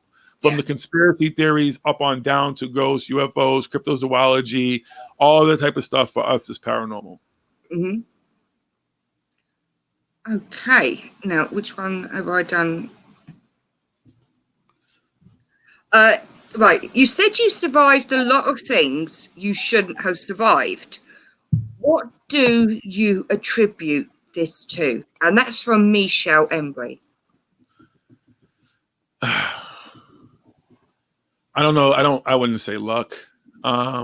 Whatever my purpose is, I feel like I have some strong ancestors and some strong guardians, which have been quoted to me when someone who's a psychic or a known psychic or a known empath and all that type of stuff kind of talk to me. I don't mean to be disrespectful, but I tend to not take a lot of what they say as credible, in contrast to where I've met strangers, or I even had a friend who one day, this is early in our friendship. We hadn't been friends that long. It's a group of us, but he's kind of somebody I see pretty much a few times a week. But I remember walking one day into this room, into this pool room, and he was sitting there and he looked at me and he kind of sits back in his chair and he gets kind of startled. I'm looking at him like, what's wrong? Like, I'm looking at myself like, what's wrong? He's like, who was with you? I'm like, what do you mean who was with me? He's like, who was just behind you? And I was like, there's nobody behind me. It's just me. And he just wouldn't talk after that. And one day he explained to me that he felt like he got a glimpse of something or somebody walking with me, who was there with me, but wasn't apparently there with me. Like, it wasn't something everybody else would see. Mm-hmm. I had somebody who once said to me, and I thought they were joking, but I heard it said to me twice. So I don't know if it's just someone who's heard me speak about over the years and kind of regurgitated what they hear, but these weren't people who I were familiar with, who said that they tried to read me and that something would just tell them like, shh, like it wouldn't talk. Like whatever was with me wouldn't talk. I didn't want to have a conversation with them. So I've always felt like there's one person who passed away a long time ago, who's just always been with me, who's looked out for me. I feel like that person was the person who kind of understood who I was. She used to tell me, she's someone that had the je ne sais quoi, which means like the it factor. She said that there was just always something about me, you know, and people have said that to me throughout my life, that there's something about me. But to have that one person to say it, I would say if there's any form of a guardian angel, anybody who would be looking after me, it would definitely be her. And that somehow from the other side or whatever, she was able to work it out where I'm going to go through a whole lot of stuff. And she saw it and knew it through her little crystal ball that she used to have. Somehow she knew it. But she knew that along the way, there would be things and people that would be there to help me and make me understand all this type of stuff. So I think that has a lot to do with it. There's just something or somebody out there, could just be my ancestors. I could have a strong bloodline of ancestors who just understand what's going on here, who are just going to try to help me through the situation. I don't know that it's predestined. You know, people say that everything happens for a reason. Yeah, I do believe that. But I don't know that it's like an Akashic record or something that people attribute to things that are already written out. Like the Adjustment Bureau. I don't know if you ever saw that movie where Matt Damon, they had the people who were the watchers who were watching over us, but they had a book that pretty much predestined our whole life. I don't think that's really how my life has worked. I can't speak for anybody else. I think that my life was supposed to continue to have whatever twists and turns, or whatever things, revelations, good or bad, that happen, and that person is just going to be there along the way. Or at that point, maybe they forge alliance with other angels or protectors or guardians or whatever. I know people like to say that God saved me, or a God. I'm not talking about me particularly, but people will attribute their survival to a God or something like that. I just don't think that's, in my case, what it is. I don't think that I have any preference from God or a goddess or any particular one possible creator that's out there. I don't think any of us gain preference. I think we gain preference through our family, through our friends, through our loved ones, through the people that we encounter throughout time. I'm a firm believer in reincarnation. I think I've been here before, done some of this before, which is why I always felt like I've had an old soul. So I feel like that your family may not always be your family. Maybe some of these people you've been to battles with, they could have been your leader. You could have been their leader. You've bled with, you've died with, you've eaten with, you've gone through the gamut of emotion, every possible scenario in the world possibly together, or throughout time. It could just be time-based. Like every time period when you die, you may come back within a certain period of time and experience that time, because that's the way this works. I'm a true believer in that too. So I think that attributes that you just have these people that you just are so bonded to, your souls are possibly bonded to, that throughout time, those people are just going to look out for you. And then you end up doing the same thing. Like, you know, hopefully I always say this, like when I'm gone, I hope that there is a way from the other side to look out for my family, for my friends and the people I care about, that I'll be able to intercede or intervene on their behalf when they're doing something that is righteous, but also at their time of need, when possibly when they're not, and they may need it the most. I hope that I can be that person for somebody else. So I don't know how it works, but I do feel like that's something I've had with me forever. I just don't know how I've survived things that I've survived. I just don't. It doesn't make sense. And more than, like I said, what I've talked to you guys about today. So. And that works nicely into the last question I'm actually going to ask you is, fate or free will? Fate sounds like such a, what's the word I'm looking for? It almost sounds like an end game. Like fate is just decisive. Like fate is something that's got to happen, but it attaches like a negative connotation to it.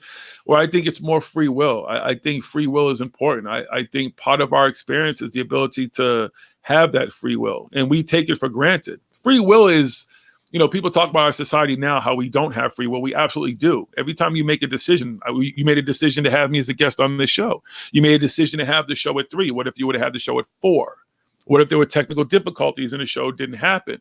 So free will is our ability to do whatever we want to be able to do. I don't think it's fate. I think we make decisions somewhere along the way. Some things help us with those decisions. That voice in your head is more than just your subconscious. I think it's those ancestors, possibly the creator, or possibly something that's just with you to help you in your time of need, because it never really seems to go wrong. That voice in your head tends to tell you the right things to do.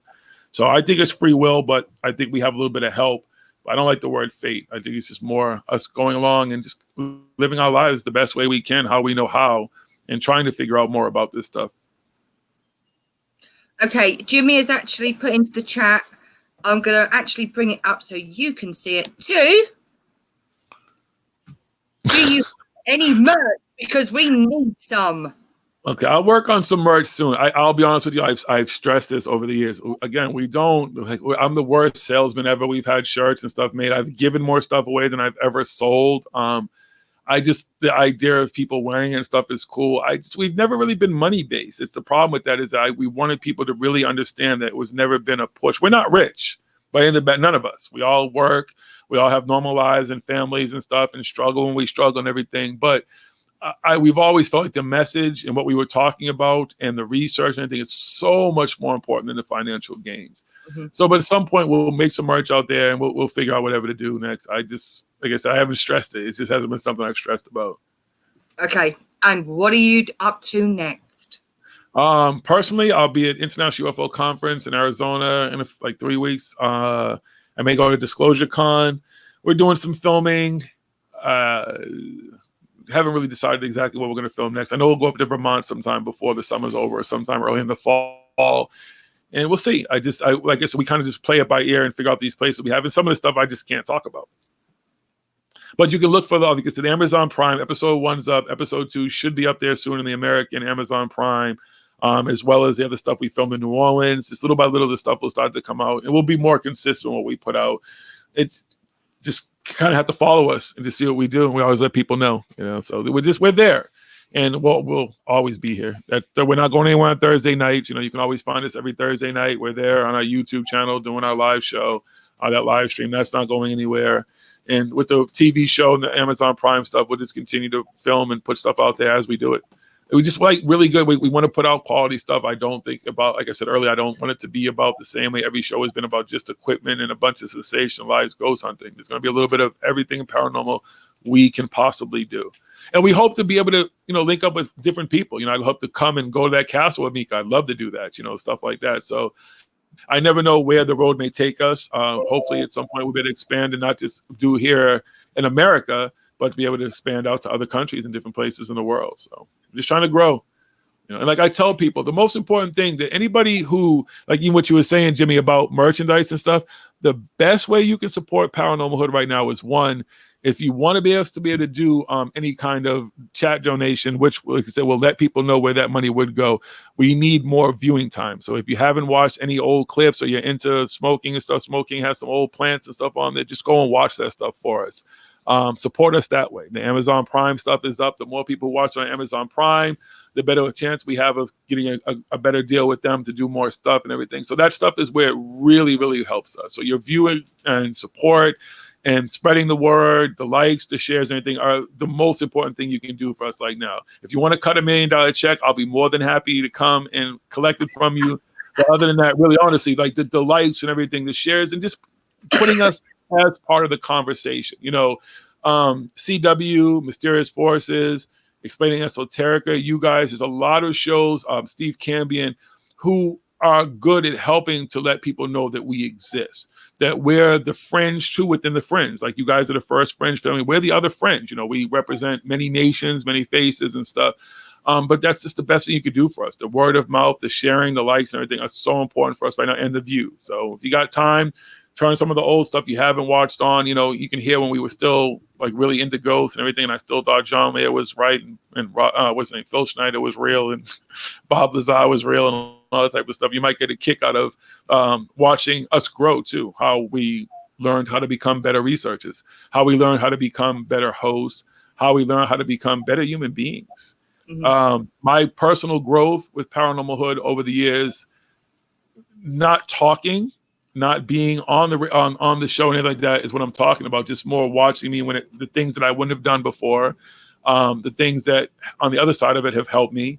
I'm a vegetarian. You know, like I said, I've lost well over 150 pounds just not eating meat, and it'll be 2 years, August 20th. So the things that I've encountered and have grown on, that's what's important. So like I said, folks, that's the best way you can support us. And we appreciate everybody who watches and supports and likes and in the chat and stuff like that, you know, and that's really what's helps Paranormal Hood out.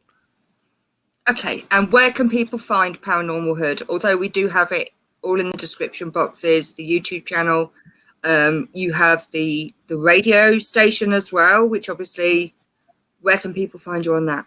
Yeah, it just streams live on YouTube. So Paranormal Hood Live Radio on YouTube, because there's my personal Paranormal Hood, which I didn't even realize people actually follow because I did a test earlier to test all this equipment. But the Paranormal Hood Live Radio on YouTube is the best place, because that's where we stream everything live for the radio show. And then the Paranormal Hood on all social media. And if you have Amazon Prime, you just go right into Prime Video, and just type in Paranormal Hood. You'll find the show there.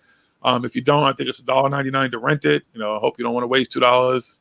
I want you to feel like you wasted $2, but that's how you could do that. VidiSpace is usually the very first release of the new shows. They do a live chat and live release of it, but then it ends up on Amazon Prime. So just type in Paranormal Hood and you'll find us. And we're been kind of duplicated.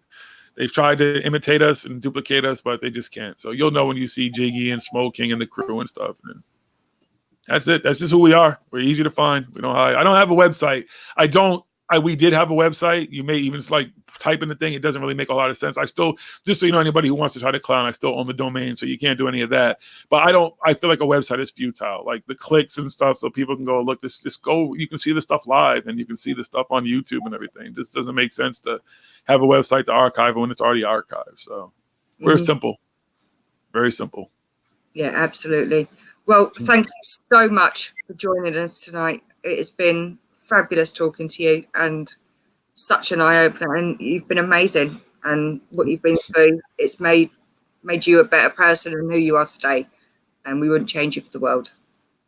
Well, thank you guys. I am blown away by the fact that that you guys, just listen to the shows. I know it's late for you guys when you're up and when you try to listen and stuff like that, but when you do listen and what goes on, and letting your awesome son, Mika, you're awesome. Don't let anybody change you. Continue to be who you are. Continue to grow. And just like I said, use that critical thinking skills. You have two intelligent parents who are letting you see the world through glasses, because most people look at the world through rose-colored glasses. You get to see a version of the world and a view of the world that a lot of people don't get to see. So enjoy it and just grow from it. Don't let it taint you. Don't let it turn you. Don't let it make you mad or miserable, because that's what it tries to do. It's a beautiful world. And you've just begun to see it, young man. So continue on your journey. And you guys too. Your journey is awesome. And thank you for sharing it with us as well. I tell people one of the most important things about all this technology is that we get the ability to share our lives with each other and share the beauty of it. And the beauty of it is what's so important. When you're smiling and laying in that crop field and doing the stuff you do, you don't understand how many people you put smiles on their faces. So it's important. Okay. Yeah. Thank you, Jiggy. No, thank you. Thank you so much. We'll speak. It's been awesome. And we'll definitely be having you back on again, hopefully. Thank you. Anytime. Anytime. This has been awesome. I really do appreciate it. Bless you. Thank you so much. Thank you. And thank you, everybody in the chat. Thank you, everybody who had all the awesome questions. You guys know where to find us. We'll see you again soon. And that's Jiggy, Paranormal Hood. Thank you, darling. Take care. Thank you. Have a good night, everyone. Cheers. Good night. Peace and love. Bye-bye. So I can do it my end. Okay. All right. Take care. Bye. Take care. Good night. Okay, everyone. Wow. What That an was Jiggy. amazing chat with Jiggy. So, What a guy. What he's been through. yeah, a lot of stuff. A lot of stuff. So, right, one thing that we do have to say is there is no Fascination Street next week. It's someone's birthday. and also, someone's going away.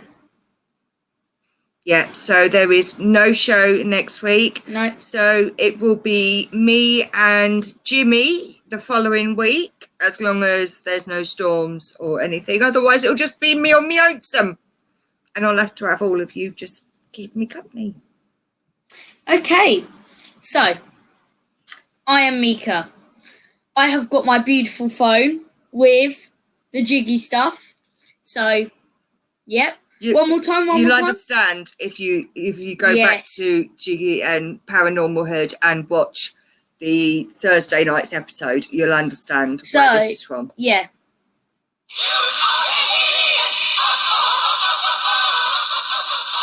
So, I am Mika Pearson, and this is Mummy Pearson. Yep. And over there is Dougie Pearson. Upstairs is Daddy Pearson. So, oh, thank you, Lisa. I love you. Yeah, thank you all. Yes, it is the big 4-0 on Saturday. So, yeah. Okay. And obviously he's going away, so. Yeah. So, thank you so much for watching, everyone. And we'll see you. Well, I won't see you, but she'll see you in about 3 weeks' time. 3-4 weeks. Well. And I will be back in 2 weeks. Whether I'm with Jimmy or not, I'll be here with you. Okay. So thank you so much for watching. Bye, everyone. Bye. Bye. Like and subscribe and put that notification bell on. See you again. Bye.